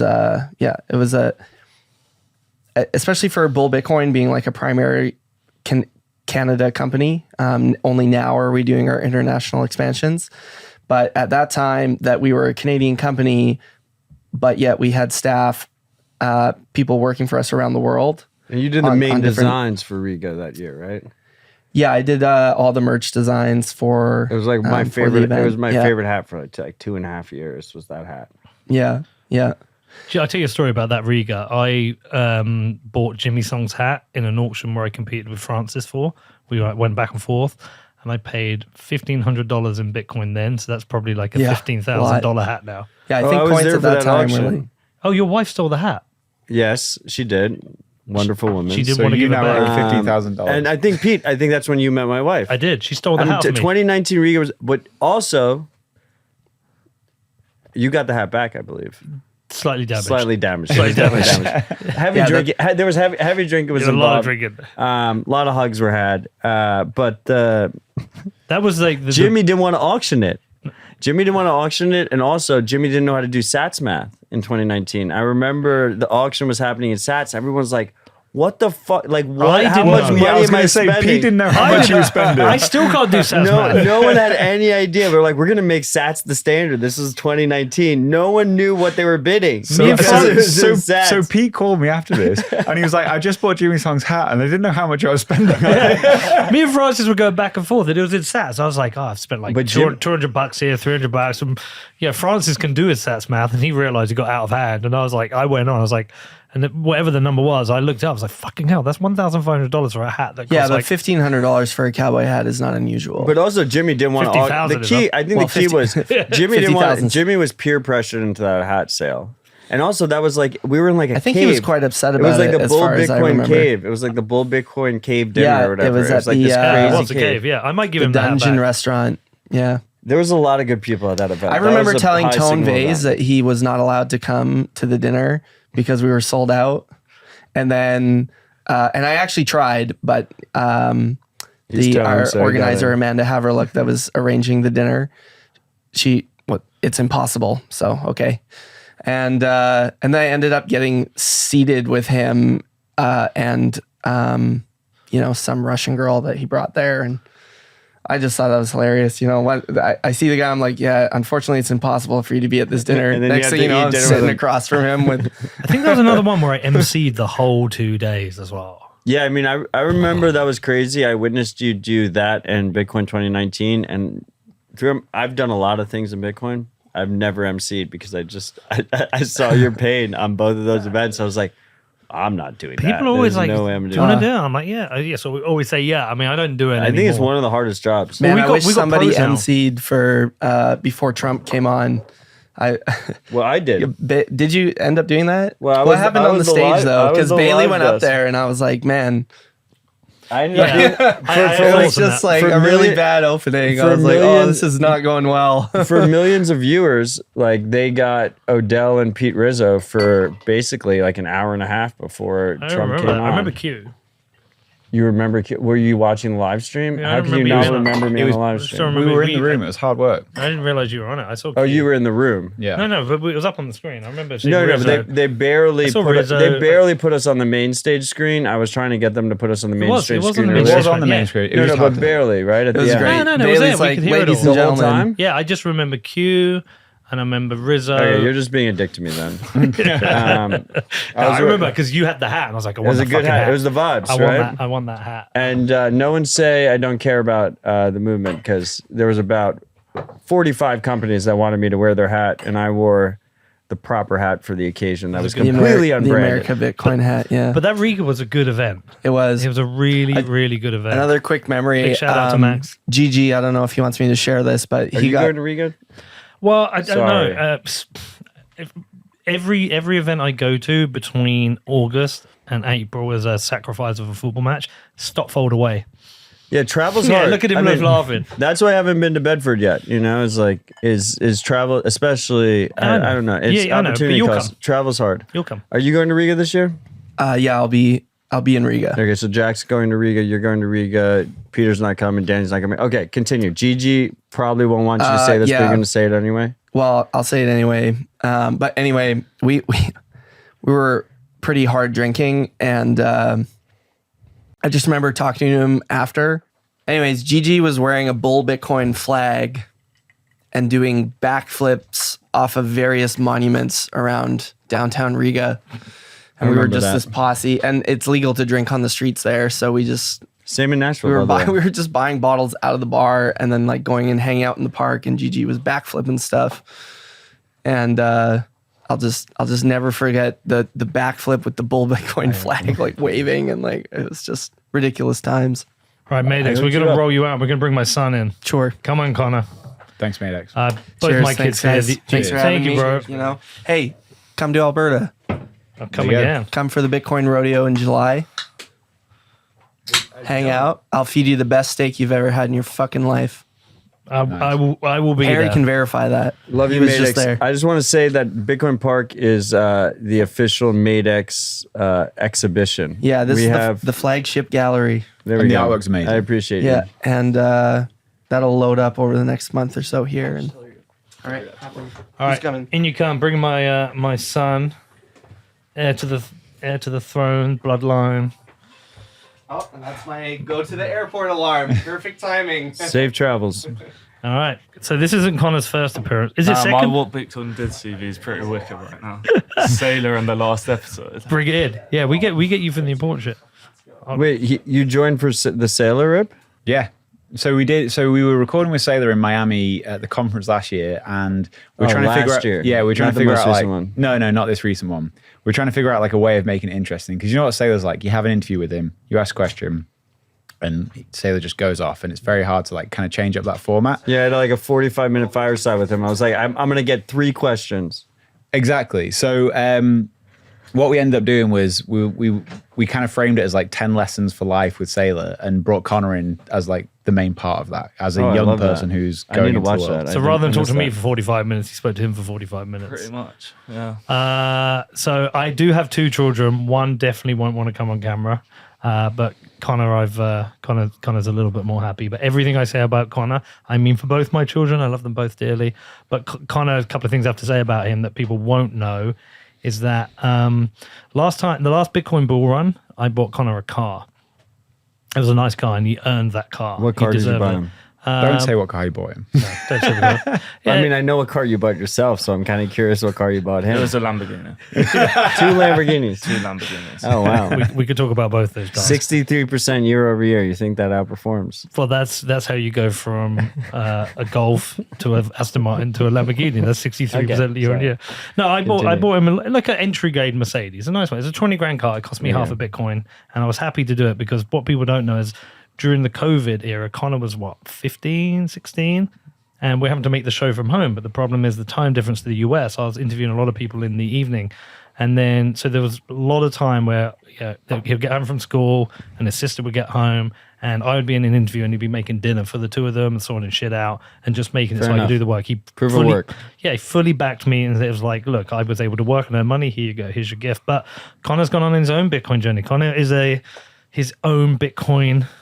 Connor's a Bitcoin miner. Yeah, Connor's been I've wanted to talk to you about this for a while, but I think the questions shouldn't come from me because I'm your dad. But you should interview Connor about Kenya. All right, what was it like working at Gridless? Mental. Oh, shit, you worked at Gridless. So you should probably give a framing of like what brought this about, and then the trip to Kenya, what it was like arriving in Kenya. Okay. I'm a shitbag who's really work lazy. I came out of school, and actually when I was in school, the two things I said was I'd never go to uni and I'd never work for my dad. And within the first year, I did both. So Congratulations. Yeah. I flunked uni pretty bad, just drank beer and slept in late most days. And then I came and worked for you, and that didn't go down so well. So instead of sending me to the army, he sent me to fucking Nairobi, Kenya. And, Well, so context of this You're is such a good dad. I went out to Kenya to make a film, and I'm with Eric Hersman, and I'm Amazing dude. Yeah, amazing dude. He's like, Best of the best. How are your kids? I'm like, yeah, they're great. Got a bit of a problem with my son. He didn't want to go to uni, so I said, come and work for me, and he's not getting out of bed. He hasn't figured it out yet. He's like, send him out here. I'm like, what? He said, it's not my son. I don't give a fuck. He'll have to get up and work. And so I phoned up Connor, or text you, did I? I think I texted you and I said, do you want to go and work in Kenya? And you replied within seconds with just yes. Oh, And that's the common thread. Yes. Yeah, he said yes. It's all and he about the went. yes. It's been a massive game changer. yeah, 3 months working on mining rigs, mining containers, maintenance, behind the scenes, kind of just learning as I go. But in Kenya, that's kind of the spirit anyway. And it's not high tech. You just pick it up, kind of piece bits together. And it was wicked, man. Well, talk a little bit about like what Gridless is, because I think it's one of the coolest businesses in the space. Gridless is a mining business in Kenya, which kind of their goal is to create energy for local townships, and they do that by going and so Kenya's a poor country, obviously third world country. They don't have the money to support energy builds and infrastructures. The local people don't have enough disposable income to spend money on energy 24/7 like we do in countries here. So Gridless goes there, they go to these energy plants and they go, right, whenever you have excess energy to sell us, we'll buy it off you, which allows for energy companies to still have their locations in those areas. And then whenever the local towns need that energy back, they sell back to the grid. Can I tell you my favorite Connor in Africa story? This is brilliant. So I send my son out to Africa, to Kenya, to go out and work. And I'm like, cool, he's going to be staying in this place. He's going to be working with Eric and everything's going to be cool. Because it's a bit, you're a little bit worried and Eric's going to look after him. Anyway, I can't remember how long he's been there. I phoned him up. I was like, yeah, where have you been? What have you been doing? He's like, oh yeah, today, like Eric gave me the car. I drove to this town, but on the way, I got pulled over by the police and they're corrupt, so I had to bribe them. And then there was another one, and I just drove off because I was like, I got to get the fuck out of here. And I was like, holy shit, my son's just like driving across Kenya and bribing policemen. Pretty much. Yeah. But he came back. You could speak a little bit of Kenyan. Yeah. You got in good shape. You look great. And now he's vice chairman of the football club. He's about to launch his first business. So he came back into the family fold. Yeah, came straight back in. Look, I did a lot of growing up in those 3 months, I think. Look, there's a responsibility here. Like I say, at some point I'm going to go, and there's a football club that needs running. Connor is the natural heir to the football club. He's the only person who understands what it means like I do. No employee could. It has to be someone who feels it in their body. And we watch every game together. We stand there together and watch every game. He gets what it means, the importance of it. And there's a Bitcoin strategic reserve that needs managing. And it's a weird responsibility to put onto him. It's like, you can go and live your life, or you can do this one. Whichever one you want to do, I'm cool with whatever. But if you do this one, you have to really understand Bitcoin, because you have to be able to understand what this strategic reserve is and how to manage it. And he's embraced it. Yeah, I mean, I feel like there's two pieces here, right? Because I just had my first son. Well, my wife did. And obviously, like, I mean, I don't think I have to tell you, Peter, or Danny. I guess me, the three of us, like, we kind of understand this, and you guys will ultimately understand it at some point.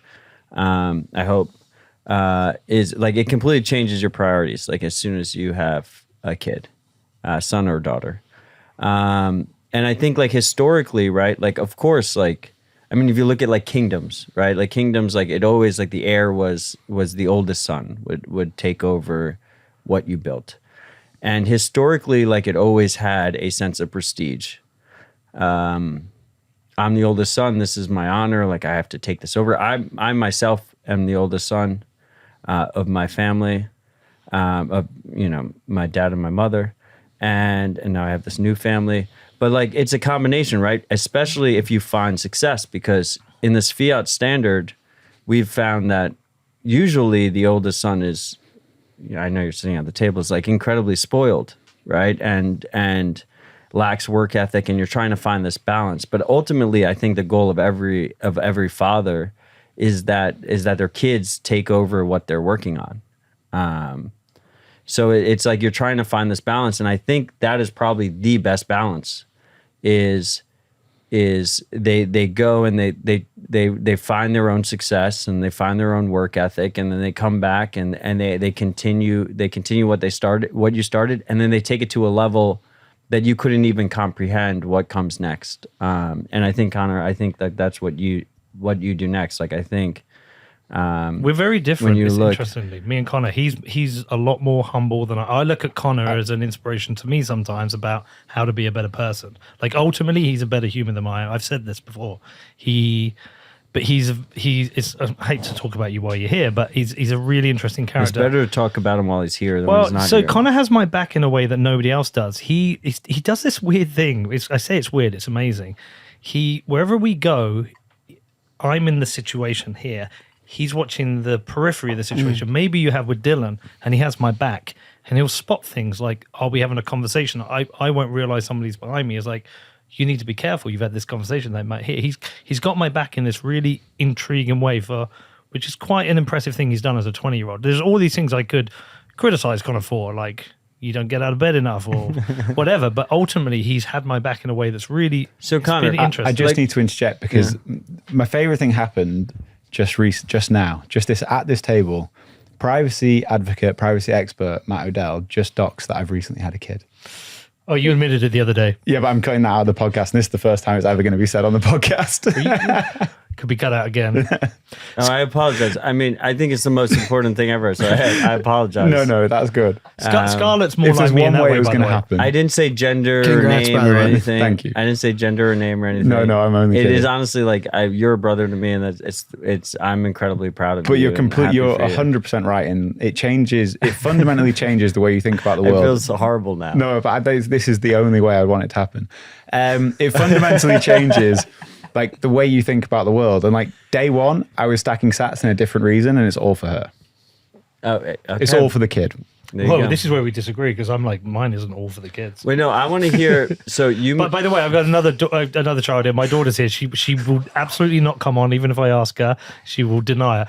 But what people don't know about her is she's fucking based. She is the most based person you'll ever. You can tell meet. by the look she's giving you right now. Yeah, she is based. Connor, so I'm curious. Like you always have your dad's back. Like me and him, like externally, like the relationship between me and your father, it seems like it's like very tumultuous. Do you have that word in British? Yeah. Yeah. I mean, we invented the language. Yeah. Yeah. Okay. But like he's a brother. Like he was at my wedding. Like you're a ride or die. I gave you I have your a ton wedding of gift in respect sats. I hope you didn't spend that. for you. My son is gonna have that. There you go. Yeah, thank you for that. You're welcome. There was a very little fanfare, by the way. Like he texted me, he was like, "Send me an address. Like here's a wedding gift." And then you came though, Yeah, and you rented a suit. I did. And we told you not to rent a suit. Yeah. You did not have to rent a suit. Everyone else was in suits. Yeah, but who gives a shit? No. I'm not a big suit guy. But anyway, Sorry to interrupt. I'm getting out of here, Jack. Oh wow. Thank you so much, man. Thank for your you, dude. contributions. And Peter, we have our differences, but They're Thank you as less and well. less. I appreciate this, man. Thank you. Wow. This is very cool. the audio is you, kind of man. bad, but Madex is on his way out, and he just gave Wow. everyone but me a piece of art. This is very, very cool. Thank you, man. Appreciate Wow. it. We love you, Madex. Thank you, man. Safe travels. cheers, guys. So yeah. I don't know what I was gonna ask, but like Connor, I just want you to know, like we're brothers. Nice. I apologize if we had one episode that was incredibly drunk where We don't remember the last 20 minutes. your dad knew what an X-pub was and he pretended he didn't know what an X-pub was, and it was like kind of an issue. But Where did I get got over it. NPub from? Do you also did you NPub also is talk? Noster. Well, I know that, but did you also He's on Noster. talk He shit about actually- Noster, or did I just No, confuse the he two? never I talks think about I just said it. Currently, it's a Bitcoin chat room. which And is fun. That's yeah. what I care about. Yeah. I do think you did like a joke tweet saying what's an NPub when Nostr I did. Yeah, I did. What's an Well, NPub? people are always talking like mad at you. Anyway, Yeah, because I give them the honest truth sometimes. They don't Isn't want it cool how Madex puts the? This is nuts, It's got an man. open dime on the back. here, let me Oh, read. shit. Let me read this. At least what mine says. I swear by my life and my love of it that I will never live for the sake of another man, nor ask another man to live for mine. Like, damn. That's And that's pretty the back. That's the back of the art. fucking badass. That's just for you. Yeah, Most people don't see that. That's against the wall. it's fucking awesome. That is awesome. What's the last 7 years been like for you, Connor? And how much of a dick is your dad? Nah, wild, man. Like this whole Bitcoin journey kind of 10x your life in a way. It's fucking wild. It's weird it's coming to an end, but How much fun's the football been? It's not coming to an end. This is just the next chapter. Yeah, next chapter. yeah. Football's wicked. Football's like the best thing we've ever done ever. Yeah, Do you play football? I used to. he's Were very you any good, or better I was than his alright. dad. Yeah. Yeah. do you think you could have played in uni? Do they have that there? You don't have that there. It's right? not big. It's not like college football. You just here. like don't. You skip uni and you go to the club You can pick or any whatever. university in the whole of the UK. I couldn't tell you a single result from a game ever. Because you just go straight. If you're Well, good, if you go you're straight really to a good, you're club, playing right? like there's some players that play in the Premier League at 16 years old. 15. We've Yeah. had 15-year-olds. Like- For us, like with sports, you go and you play for free for the uni, so you don't have to pay. Well, that player, who was that? Cavan, who plays for Piss. I want to say Pitt. You've got a 15-year-old who just was the youngest ever to play in the whatever shitty version of the Premier League you have here. that we have here, MLS. Yeah, he played in Dude, that. Nashville is fun. Have you been to the stadium? Yeah, When do you leave? tomorrow. Oh, it's. I've We're been. playing Mazatlan on Wednesday. I've been. I went Do you with- watch it? I love going to the games. I just like live. I like live sports. And Is the it Matthew stadium is McConaughey that brand new. has some interest in it?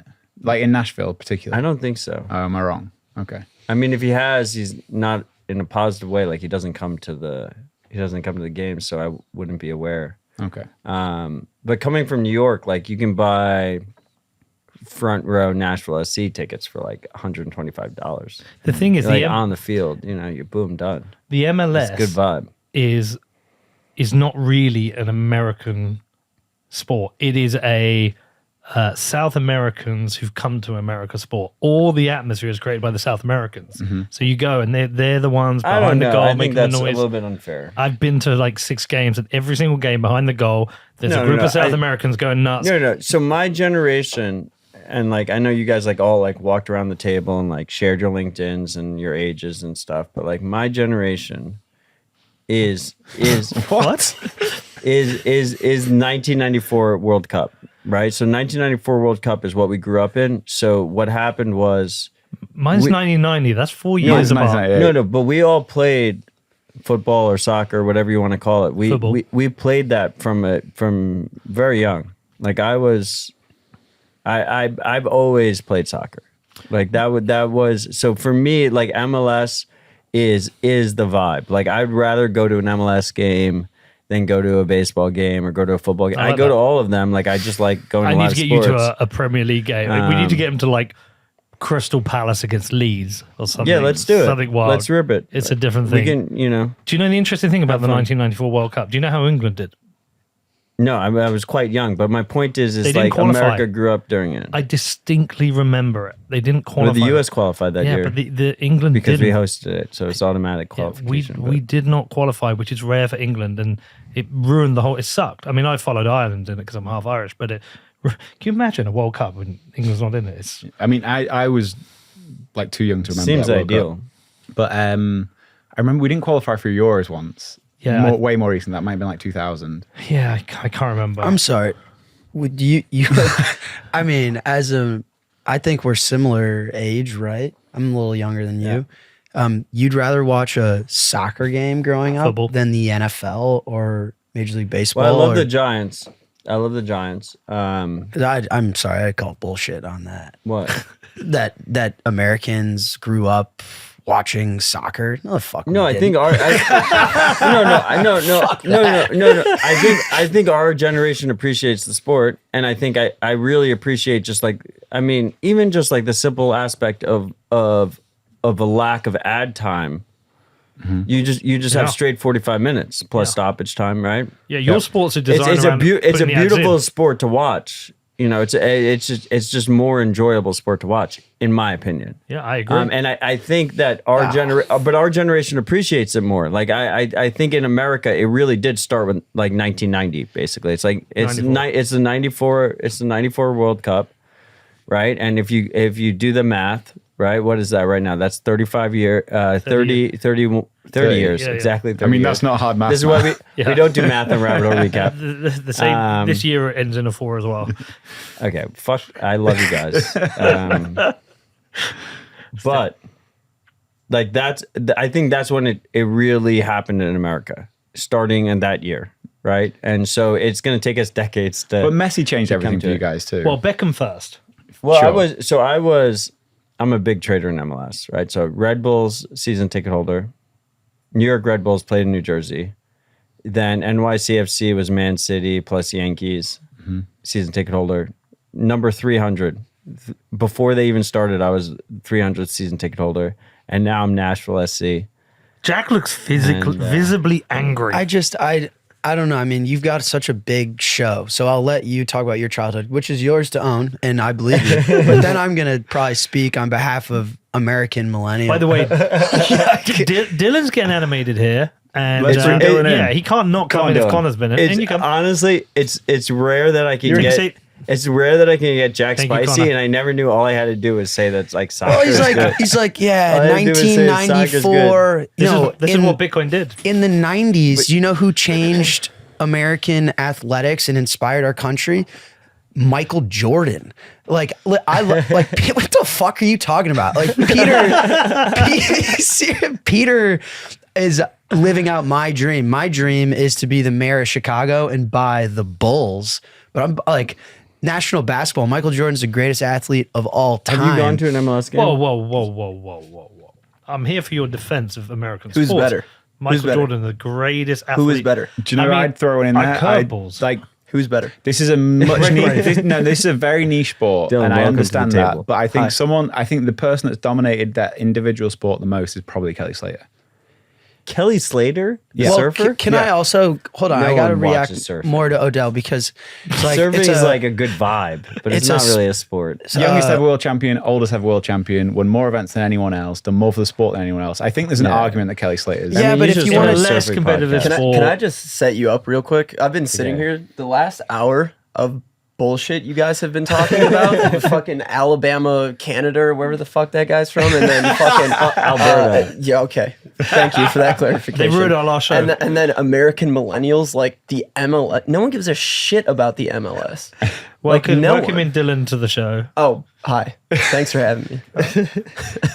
So I just want to throw my greatest athlete of all time. If we're using the word athlete, just off the top of my head, it might not be this one, but I'm going to put out Stephen Redgrave.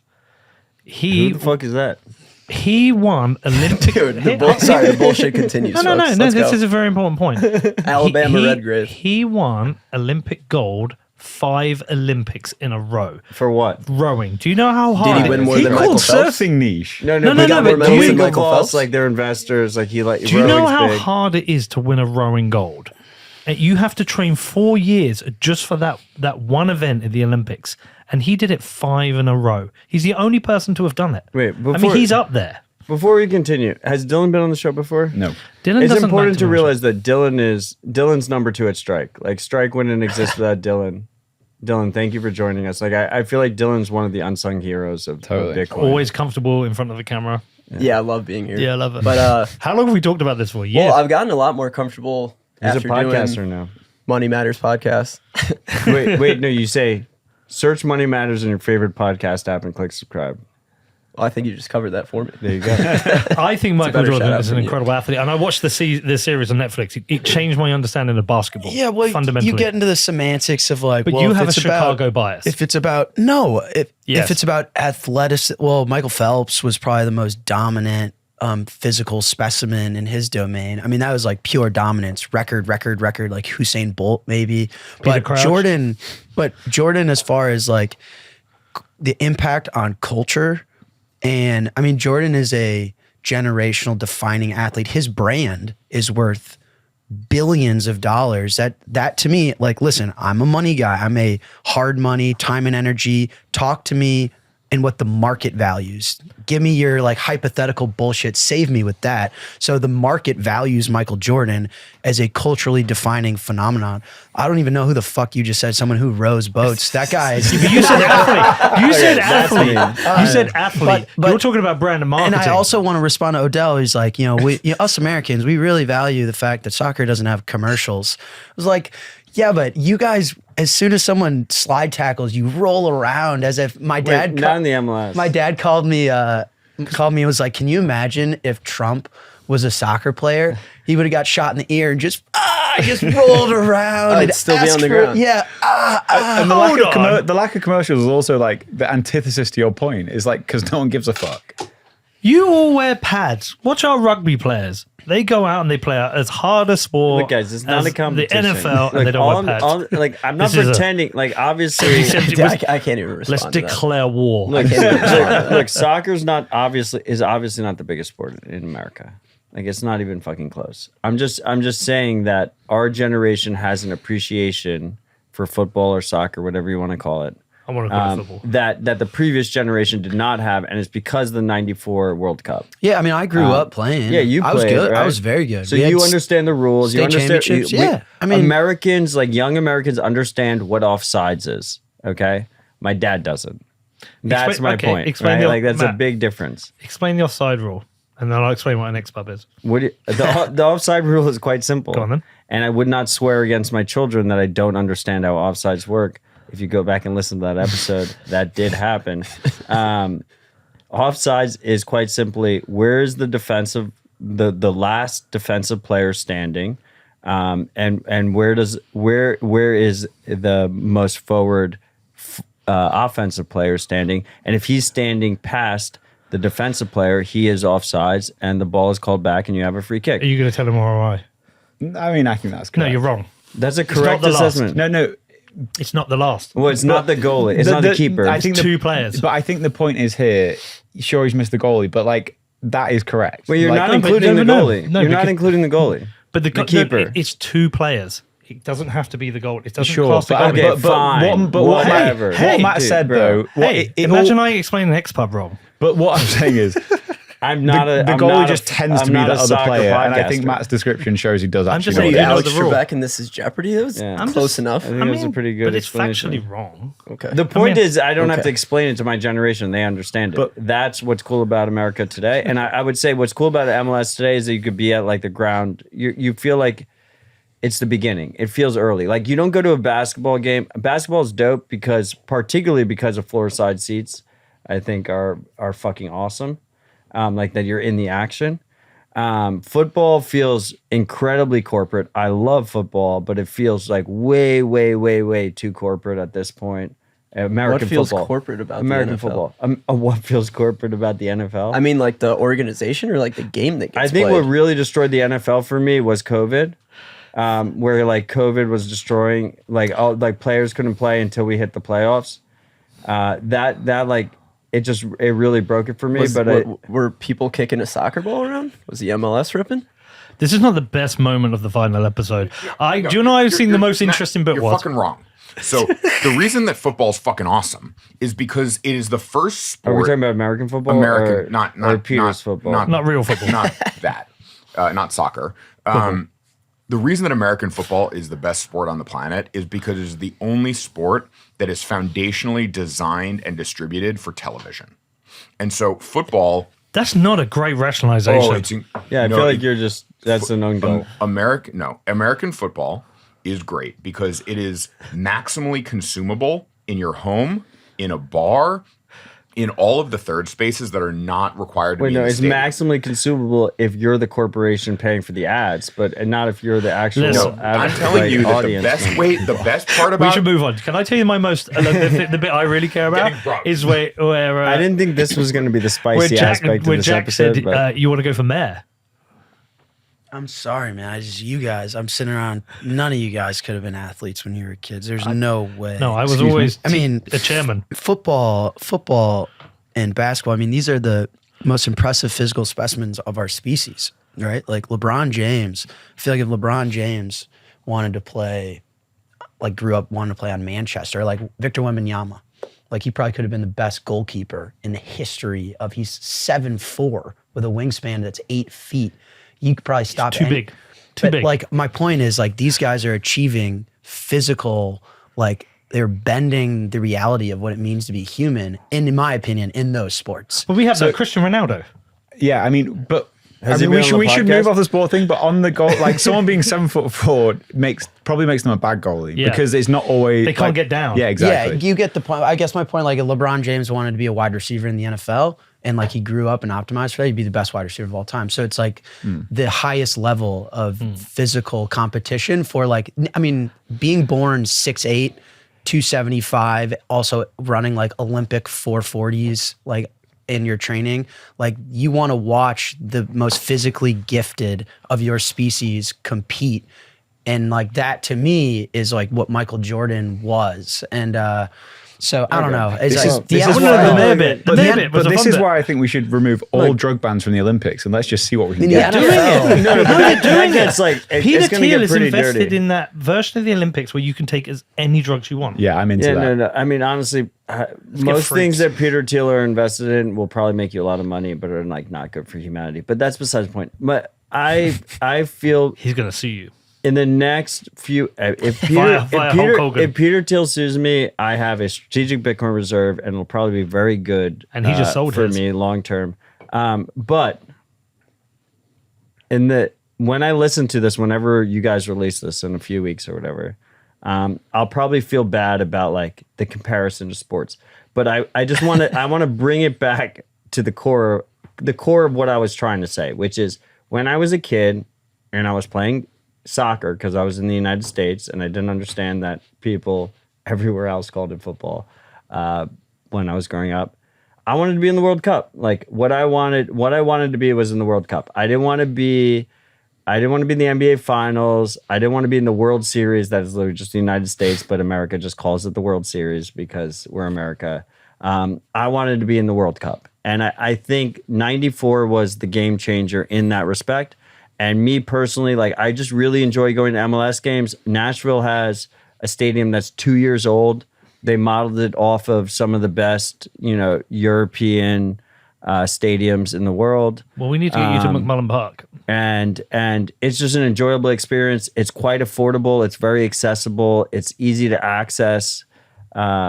And I just have a good time going to those games. And I just implore anyone that comes to Nashville, they should go to Nashville SC games. Like it's just a good vibe. Can we now talk about you becoming America's Chicago? Because I haven't heard you say this before, and I obviously am right now. In the next year, I've got to make the decision when I'm going to run for mayor of Bedford. It's like on the table. Yeah, I mean, an idea that I've flirted with Dylan. Well, for context, proper intro for Dylan. Matt did a great one, but Dylan and I grew up together. So Dylan's my childhood best friend.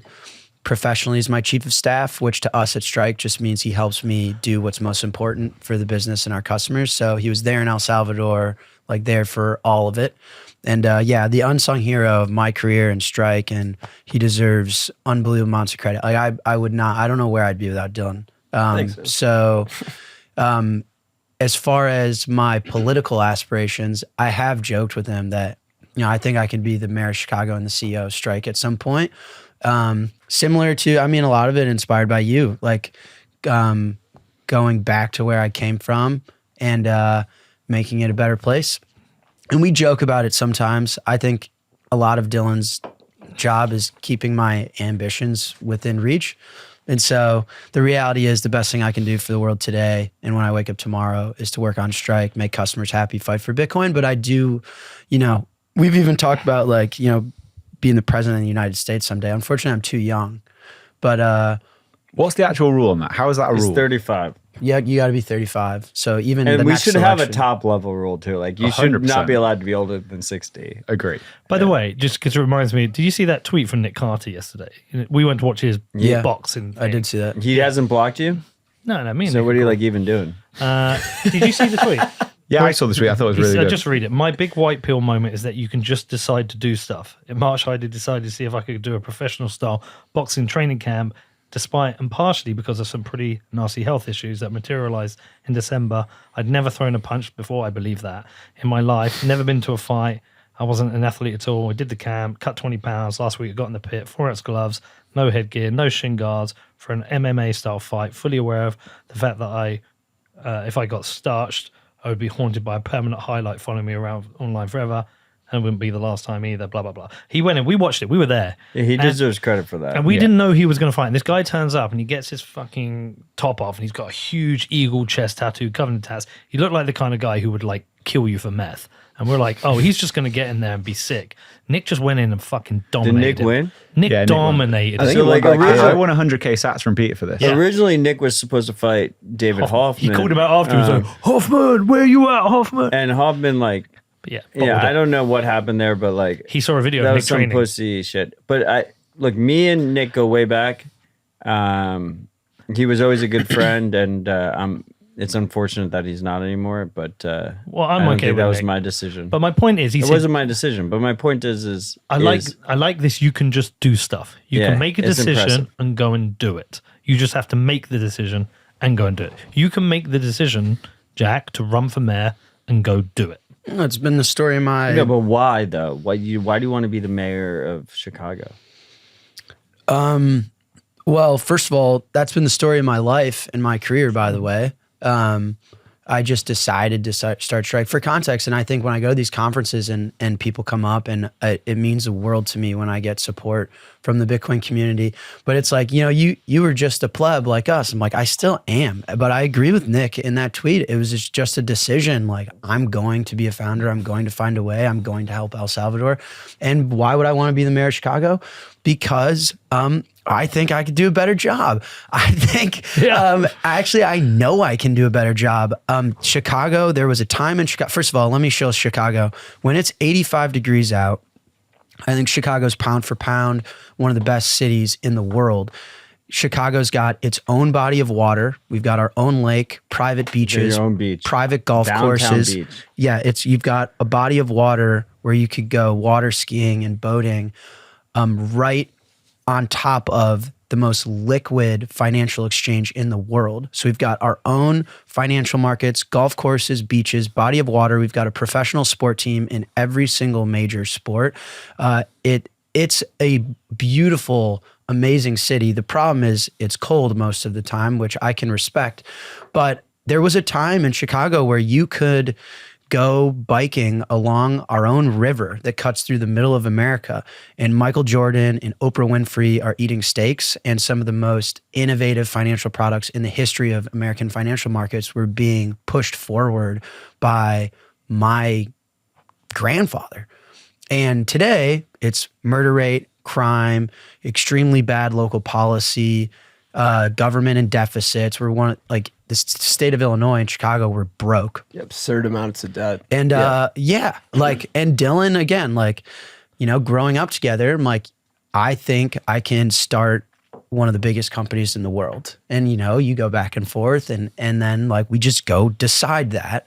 It's a relentless attitude. And I do appreciate now the role that an individual can have in local government or even just national government, and inspiring and being a leader of a company too has influenced me in that, and just understanding what good leadership means, like in a family, in a business. So I think I can make Chicago great again. Not to steal I do. I have this. Here's a hat. I have this politics fantasy that the problem we have a lot of politicians is they become career politicians and they grift the system. That politics will end up become dominated by Bitcoiners who don't need the money from the system. Therefore, they just go make the system better. And the incentive wise, if they have a Bitcoin lens for how they create their policies, it's that incentive model that works for them anyway, and also works for their town, city, country. And so I want to do it, you want to do it, and I think if more people do it, we'll end up creating that shift in politics where it goes from grifting for yourself to reverse engineering it back for the community. So my conflict is there is zero doubt in my mind that you would be the best mayor of Bedford. There is zero doubt in my mind that you would be the best mayor of Chicago. As a friend of both of yours, there is also zero doubt in my mind that life is short and you'd be better suited doing other things. Just because it's just so... It's so vicious. It's so just like the politics is so destroyed around the world. That's like, who wants to do that job? And I think that is probably part of our issue. Part of our issue is that the only people that do that job are sociopaths. Like the worst of the worst are the ones who end up doing that job. And maybe it's like a little bit black pilled of me to be saying that, you know, no one that I love should do the job, because because if that's the case, then we never progress. So I will just say right now, boom, we're on air. I support you for mayor for Bedford. If I do it. I support you. You're going to do it. And I support you. And I support you for mayor of Chicago. But imagine if politicians were good.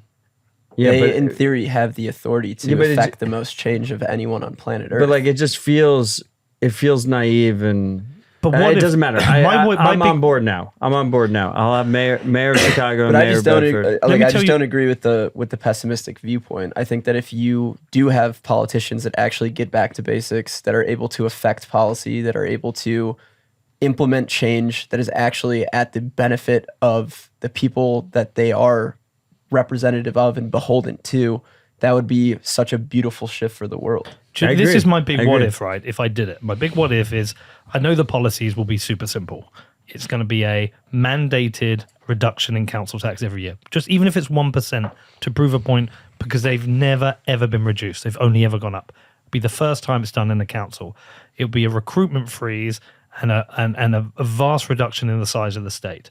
It's not going to be full anarcho-capitalism, okay? And it will be any excess income the council has will go into Bitcoin. Very simple policy. We'll sit there. If in 4 years we're able to enact that, I think there's other people around the country and go, well, why have they been able to do that there and we can't do that here? And it's like, oh, you can. Here's the playbook. Sailor, open source the playbook.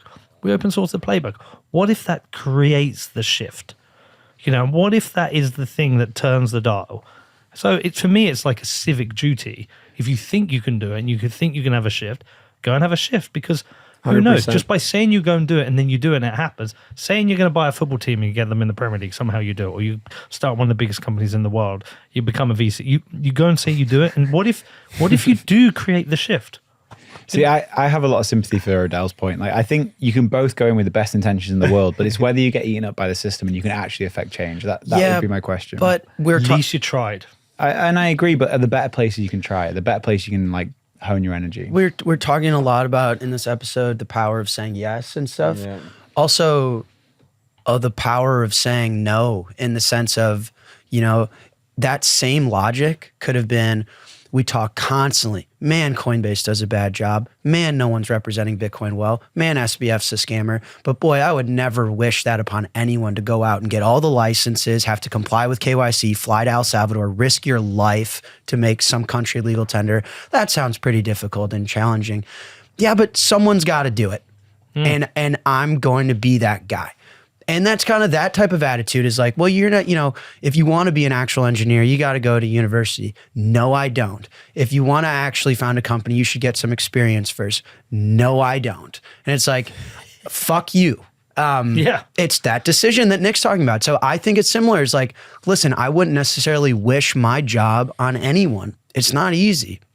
So that same logic, like, there's probably warmer beaches than that empty closet in Chicago, for sure. But it's the power of, it's a relentless. And so my point in being mayor of Chicago is not around any specific policy. It's about leadership. I had an employee a few nights ago ask me, so employee strike, and he's like, well, what's the end game? Like, who do you want to be? I was working for you. It's like, it's pretty clear to me at this point, like, you're not going to sell this thing. And like, we're going 1,000,000 miles an hour for as far as we can. But like what's your goal? I was like, I think the world needs better leadership, period. I think families need better leadership. I mean, like, I talk about the divorce rate, and like, Connor, I was going to bring up, I know you hopped off here, but I grew up in divorce, and my relationship with my father is super important. I think families need better leadership. I think companies need better leadership. I think local government and countries need better leadership. And so my answer to him was, I want to die one of the greatest competitors of all time, one of the greatest leaders to ever do it. And so, yeah, I just want to put myself in positions of leadership where I think it's weak. And I empathize, man. Connor, how hard is this football club? It's relentless. If I just really taught you about all the bullshit I've dealt with this week alone, I've lost a week over one of the most bullshit things. It's the hardest thing I've ever done. Most companies, you're trying to create a profit, right? And that's the goal. This, you're just trying to break even. And if you've broken even, got to the end of the season, won a trophy, it's amazing. It's the hardest thing. But it's because it's hard. You want to do it. It's because politics is hard. You want to change it. You want to be the curveball. You want to go in and say, look, you can run this thing differently, and you can stop taking people's money and make, like, we're kind of starting a business in Beverly at the moment. He's opening this coffee shop. We have to pay rates, which is a tax before we start the business. Then we have to pay tax on employees, we have to pay all these fucking taxes. The amount of companies that are held back just because of all these stupid fucking taxes. 100%. Let's go in and get rid of what we can get rid of and make this a better place and go, look, we're a shining light. It's kind of what Bukele's done in El Salvador, whatever you think of him, people, because I know there's different views. It's what Milei's trying to do. They've gone and said, enough of this previous bullshit. We're doing things differently. I mean, we're all just humans, right? We're like trying to figure this out as we go along, right? So like, if you asked me just like 3 years ago, if you asked me when Jack announced strike on Rabbit Hole Recap, if I would be involved in a KYC business, right? Like, I was like against KYC, right? Now 1031's the lead investor of Strike. When I was talking about earlier with Harry, I said don't go into mining, right? We helped Griid navigate going public, and then we helped navigate the merger with CleanSpark. Like, it's absolutely ridiculous, right? And like, you constantly get stuck in this situation of, if not me, then who, right? So you end up doing it. But that's also at the same time, especially when you start a family and you start having kids, and you start realizing truly the scarcity of time. You're like, but why not someone else, right? And politics specifically, I will say that politics specifically, and I'm saying this as someone who co-founder of Bitcoin Park, we had the governor here, we had multiple senators here, we had the Tennessee Attorney General here, we had, I essentially was the lead on for probably the future president of the United States coming on stage for Bitcoin 2024, most likely president of the United States. It gets to a point where you're like, is it worth it to subjugate yourself and your family to that? And I will say specifically with politics, Like at this point in our society, like I do question if it's worth it. I do not question if you would be best for Bedford or you would be best for Chicago. I get that. But I will say, like me personally, like I also have similar pressures, right? And like people have questioned, like, should Rod become the mayor of Nashville, right? Me personally, like it would be actually really advantageous for me if Rod became the mayor of Nashville, because I wouldn't be the mayor of Nashville, and one of my good friends and co-founder of the park would become the mayor of Nashville. But like if he asked me personally, I would be like, probably you shouldn't do that. Probably worse for your family. Probably a unloved, thankless job that involves years of bureaucracy that you have no control over. But you don't think we know this? No, I think you know Yeah. this. I think you know this, but I also think that it's important to have friends that like give you the hard truth. So like, this will be like everything you've accomplished, Jack. You've beaten all expectations. Everything you've accomplished, Pete, you've beaten all expectations. Like the politics part is what destroys people. Like that's what like actually like grinds you down and maybe, and takes but you down I to don't. the core, right? You might be right, and that could very well be true. But my point is lesser about politics. Like you could take what you guys are saying, and I applied it to my career of trying to build a Bitcoin business that's the antithesis of Coinbase, but I could put it on your career.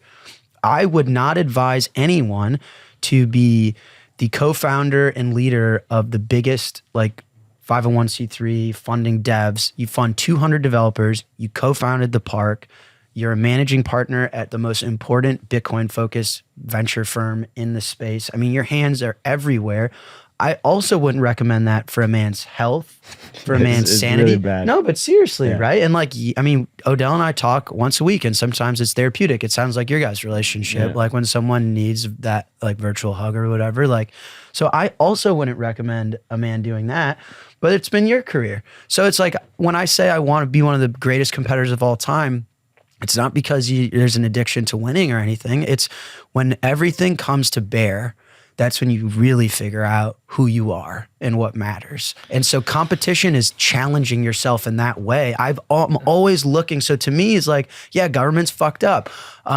Why can't I fix it? Seriously. And like that level of challenge is like shit's gonna come to bear. You're gonna have to figure it out. But I don't know. We're here because a bunch of people have done things they were told couldn't happen. Wouldn't happen. Yeah. Create 100%. Like, if there was no Bitcoin and somebody explained it to you, you're saying that's never gonna fucking happen. That's never gonna work.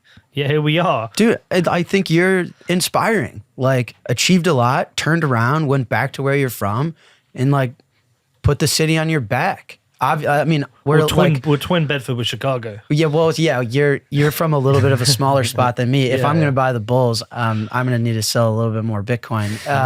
As far as Steve's concerned, both cities. Yeah, but We're no, not a city yet. I think it's fucking like, why not, man? We're a town.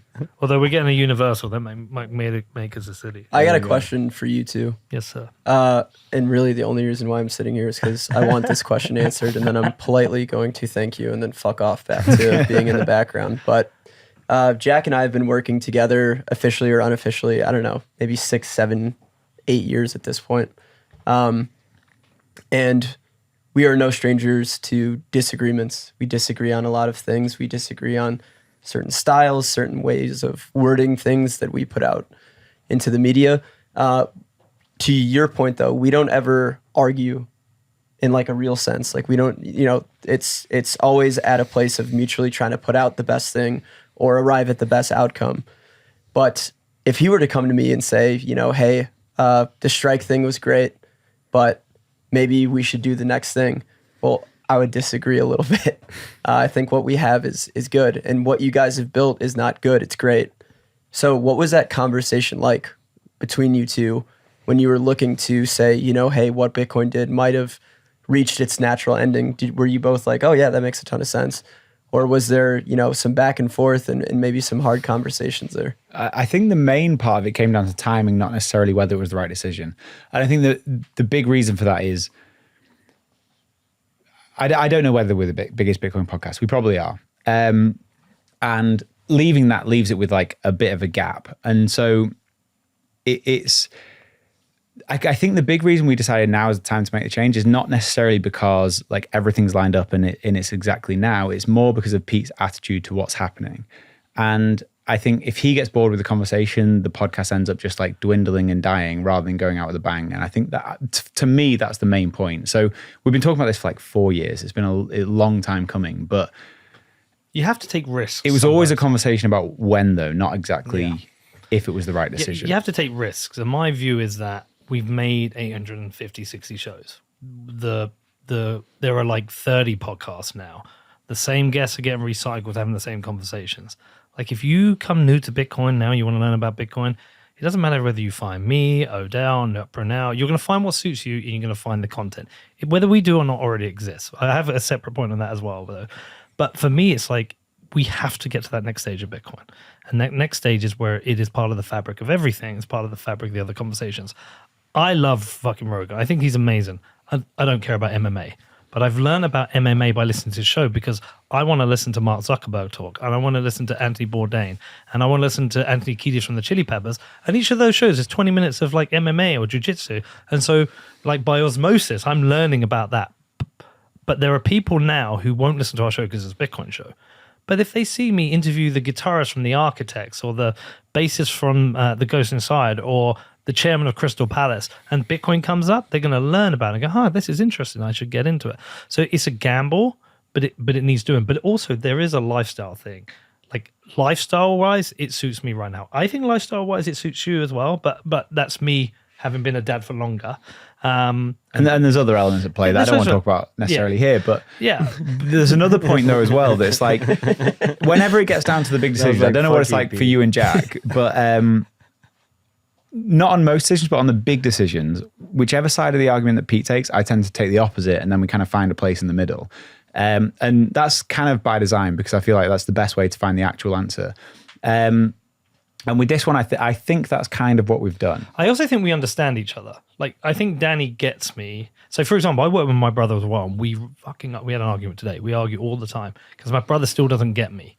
Danny gets me. He gets, like, if I've made a choice, I've made it, I'm going to go and do it, and he won't stop it. But at the same time, Danny has a way of telling me something where I know where he completely objects without actually having an argument or saying it. Mm-hmm. He just has a way, I'm like, okay, I think Danny has got an issue with this. And then I might pull back. And it just ebbs and flows really well. But I think he understands I have to do what I want to do and I'm going to do, and I just go and do it. Yeah. And he's always like, I don't know if you fully agree with the football club to begin with. I don't think anyone... No, I don't think I did. I don't think anyone understood the football club to begin with. Like, I knew. No, I did. I think I was one of the jealous. first people I was to... like, God damn it. Like, I wanted to own a football club. but when we had that first conversation about the football club, I definitely didn't get it. But once you started like laying out the foundations, I was like, okay, I see what he's doing here. And now here we are, 7 trophies later. You nailed it, bro. $5 million of Bitcoin. People traveling all around the world to come to the club. A chance to actually really do something. I think people have kind of got it. And I knew. And that's not to say I've got like, there's things like decisions I've made that will be wrong. You know, maybe I shouldn't have brought this bar. This bar is a fucking pain in the ass. You shouldn't I love have it. bought the bar. That was a better. But I'm just saying, it's like you make these choices, but it has worked really well. The bar's a loss leader. It's fine. It's whatever. But there will come a time that Danny will need to do his own thing. I don't know how long this lasts. It's really interesting. I hope it lasts for the rest of my life, but I don't know if it does. Danny, move to Nashville. We'll take you. And what will be. But I can't do it without Danny. So if there's no Danny, I have to find Danny. Like if you went and did your own thing, Jack has to find new Dylan. Like everybody, whether our relationship operates differently. Dylan's not going anywhere, neither am I. Yeah, and I hope that with Danny, but it might. You never know. Lives change. Lifestyles. The one thing that I wanted to say on this iteration is that it reminds me of a lot of the conversations and iterations that we went through very early on. When I joined Strike, Strike didn't exist yet. It was a thought in Jack's head that hadn't come to bear. It wasn't material, but we were working on this open source Lightning wallet called Zap. We were going out and fundraising, and it turns out from a business plan perspective, a open source Lightning wallet doesn't exactly get checkbooks open, or at least it didn't for ours. And there was an iteration. There was a necessary sort of next step that but he needed to take. And he came to me and was like, oh, I'm going to, what about this concept of like moving fiat over the Lightning Network, dollars over the Lightning Network? And I was like, okay, he's officially lost his fucking mind. That became Strike. That was the next iteration. I mean, he can speak to it, but the conversations that we had internally, people were kind of like, sure. And that ended up becoming, one of the best things that ever happened to either of us.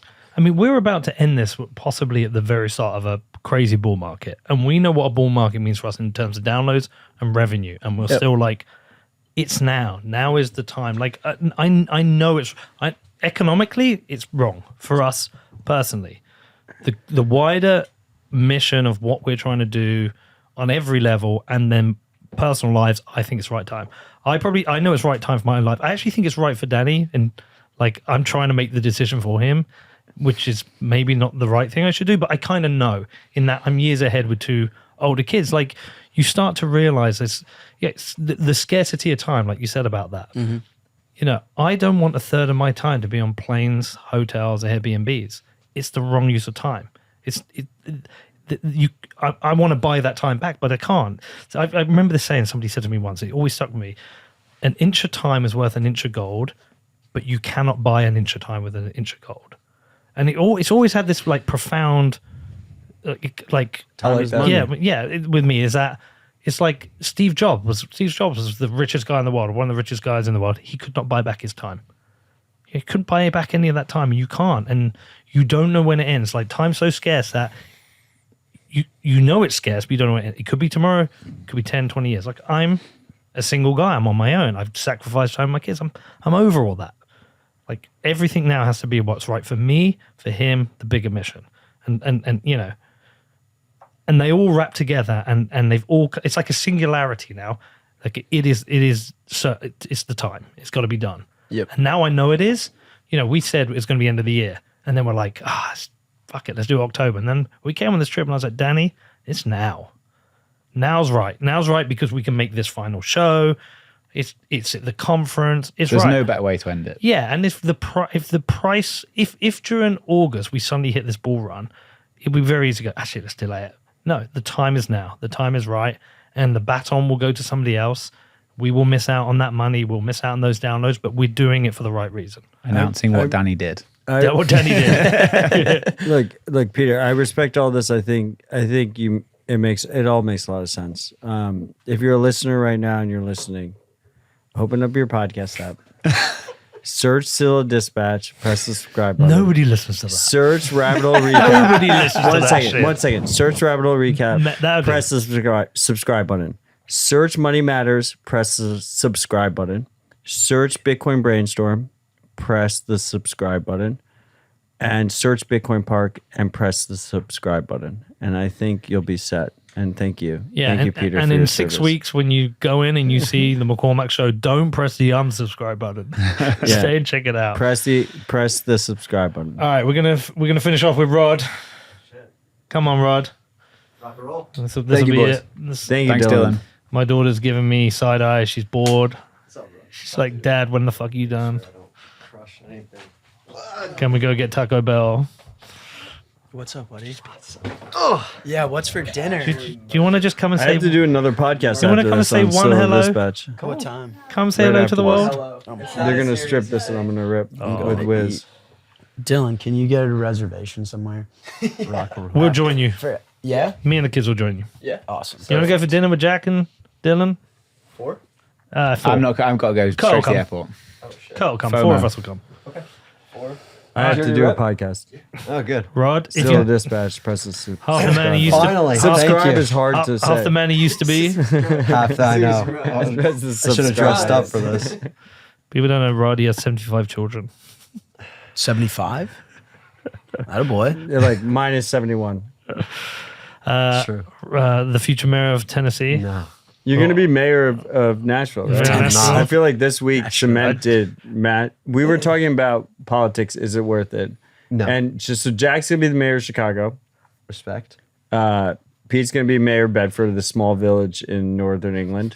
And It's in the south of England, you dickhead. oh, no one knows. Yes, no they one do. knows where it's located. So And Rod is going to be Mayor of the mayor of Tennessee. Nashville, which is located in the middle of I Tennessee. actually don't know where in it's America we are right now, by the way. I We're just in the love, middle. I just love that Americans we're in think the South. London. For sure London we're in Wait, the is South. Bedford really in Are the we near south? Florida? I always thought I We had are- to drive yes. north. We're near Florida. East as well, probably. It's north of Yeah, London, south Matt, and but east, yeah. London Okay, so it not- is north, No, right? no, it's north of London, but London is not England. It's London kind of. I've been to London. I've never really. I mean, I've been to Scotland. Florida is the southern border state, and Border with what? Texas is the ocean. Texas is the left border state. Is that where we are? No, we're Huh? north. So wrong. Florida has don't know no how I borders should with correct anyone it. else but the US. No. State borders. Okay. Hey, you're absolutely right. And then New York's 100%. New York's up. So Rod is They're the 4 states we go to. Rod is me and Harry's co-founder at Bitcoin Park. He's also probably one of the lead architects of the Bitcoin conference.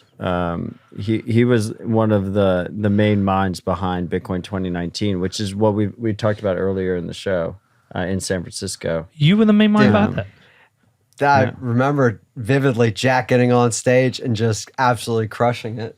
In And 2019? in 2019, Yeah. it was I remember freaking that. awesome. Well, I appreciate you saying I crushed it, but I remember my keynote. Yeah. dude, you crushed it. And then the smallest of small claim to fames was persuading Matt and Marty. Not really persuading them, but like, hey, I got a cool idea.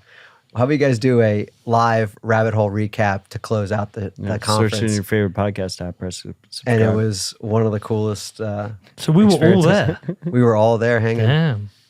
Do you remember I was MC? And this is Rod though. Like Bitcoin Magazine was like, people think Bitcoin Magazine's a shitcoin conference now, and like I think David gets a little bit too much shit for I what agree. he's done. But they were literally running shitcoin conferences at that point, and Rod was like, "We should do a Bitcoin conference. Like no one's doing a Bitcoin conference. We have CoinDesk doing consensus, which is like you have like you walk in, and it's just like Justin Sun on the elevators. yeah, like you have like the Tezos room, the Solanos room, like everything was like garbage. And there was a room for a Bitcoin conference, and Rod was like, let's never knew that. make this happen. And that's how Bitcoin 2019 came And then about. you're ending your show, so no one's gonna. know the San whole Francisco story. was very special. Yeah. It was a special event. I loved it. I remember Dorian Nakamoto wandering around. He was. Yeah. Yeah, free Yeah. ticket. I remember we had like Chinese food with him late night one night. Him and there's just so many random stories like that. But the reason, do you know why we chose that specific venue? It was a parking lot. It was a parking lot. It was a dope spot. It was But I cool. was trying to talk to Jack Dorsey to get him to the conference, to the event. And I'm like, because Cash App and all this stuff. And I was like, dude, if we have it right outside of Cash App's office, there's no way he could say no to us, right, And he guys? literally still said no. And he to you. still said no. Well, Miles was like, man, How many people were at that? Was it 2,000? yeah, just under or something. Just like that. under 2,000. And it's what, 25,000 at this one? Yeah, Yeah, I it's mean, 10x. but it was huge These at the guys time. have like I'm like a peon, and like, I played the smallest of small roles. I mean, they crushed it. And You birthed it. no. It was your There was like idea. a whole crew of people. You're the Satoshi of the Bitcoin conference. Thanks, man, but that's not true. But no, it's and going back to the politics side. I don't think any of us should become mayors of anything. No one in my- pivots to politics, but yeah, yeah. we're going to Gotta pivot to change the politics subject somehow. You're going to be the mayor of Nashville. I don't think so Yeah. because I have to voluntarily run. So actually Rod for this doesn't thing. like this, but I like to call him head of Illuminati at the Matt. park. Expand on that. Expand on that. He's really good at this. You know, like we had, like I said, we said earlier, we had the governor here, we had multiple senators here, we had the attorney general here, we had the head of the TVA here. You're in the Nashville bourgeoisie. By the way, the TVA is the largest utility, electrical utility in America. Like big deal when we're talking about like That's energy the to biggest Bitcoin deal mining. to be honest with you. And it's literally all Rod. Like I tell them I believe it when I tell them that, and I will make it happen. Like we will get jobs here and whatnot, but it is all Rod. Like Rod is the one who makes that Please happen. He's the head of Illuminati at Bitcoin Park. Please and tell me I'm people very call you grateful the for him. lightning rod. There's some people that call me. You're that. our lightning rod. Thank you, man. Appreciate that. Love you, man. Unreal. league. Here's how it gets easy, and I'll tell you some stories then. You get guys like Jack Mullers and Matt Odell and Harry Sudock that are just hanging at the park. Legit. And this is not me embellishing at all. Preston Pish is hanging. Peter McCormack's hanging. Danny Knowles is hanging. We're literally all just in this room right now. In this room. He goes upstairs. Scott's upstairs. Like all these guys are hanging. And then when these guys come and visit to check out one of our meetups or come to check out the park, I'm like, oh yeah, just come on. You coming Tuesday at 2:00? Great. Come on by. And then they meet like a Preston and they have no idea who Preston is. And then they go look him up, like, who, Preston Pish? And then he's like, wait, what the heck? He's got like 300,000 followers? And he was just having a conversation with me. Oh, wait, that guy, Jack, who's really passionate, he started the Strike? Are you serious? How big is that company? Oh, wait, Matt Odell just moved his family and he's the managing partner of the largest Bitcoin-focused investment fund in the world. And sorry, they're based in Nashville, Tennessee. So these guys naturally get up and get excited about this. And it's not like I'm just inviting them and playing a small role in curating these experiences. It's seriously the broader community. And then when they see, like Commissioner McCorder was here. I don't know if you guys talked about that, but he was here. Tennessee Economic Development. Yep. And he controls a lot of money and incentives to attract great businesses. We'd love to earn your business, Jack, to come to Tennessee. Yeah. Where are we announcing Strike's moving headquarters to? No, you're not. You are not announcing that. Maybe someday. We're working on it. But and he came here. He's like, "How do I not know about this? Why do you guys do to market? What do you guys do all this other stuff?" And it's like, no, it's just this is truly a grassroots community, word of mouth type of deal. You got to come here and experience it.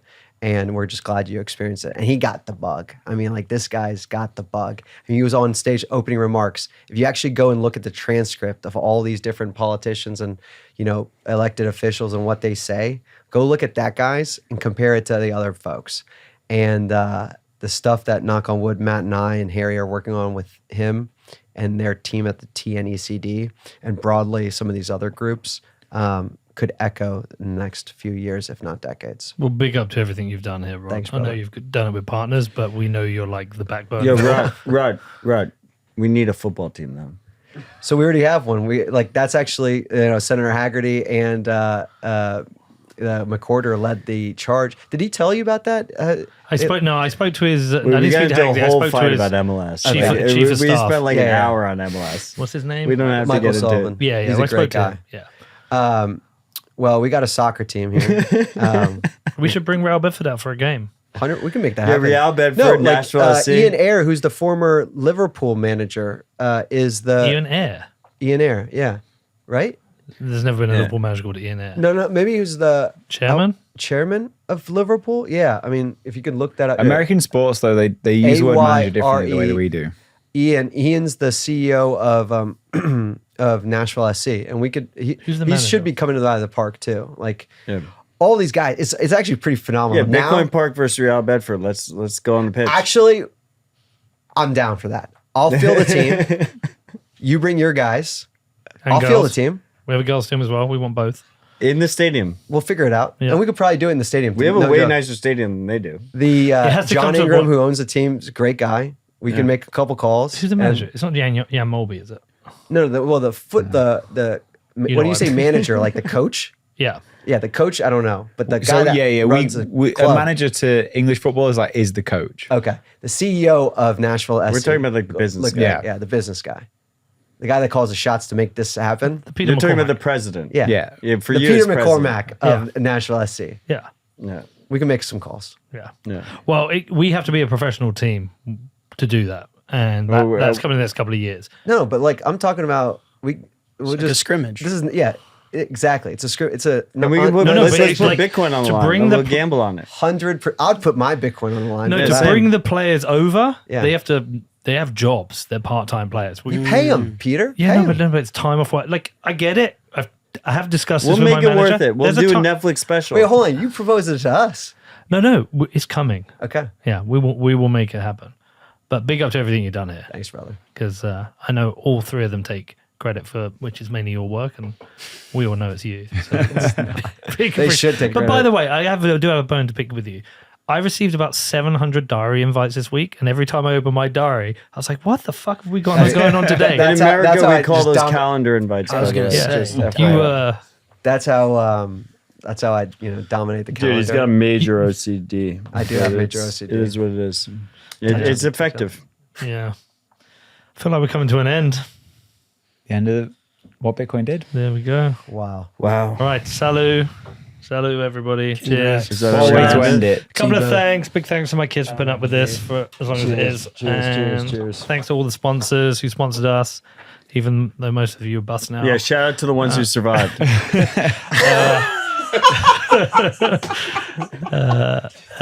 Thanks to all the speakers. Thanks to all of you for coming on. Between them, they've probably done what, fucking 50 episodes. At least.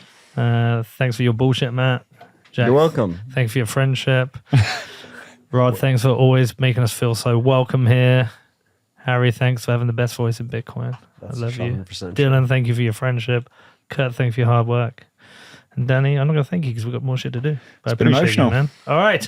Thank you. That's it. But goodbye, What Bitcoin Did. We'll see you on the McCormack Show in about 9 days. Ciao. Wow. Bye.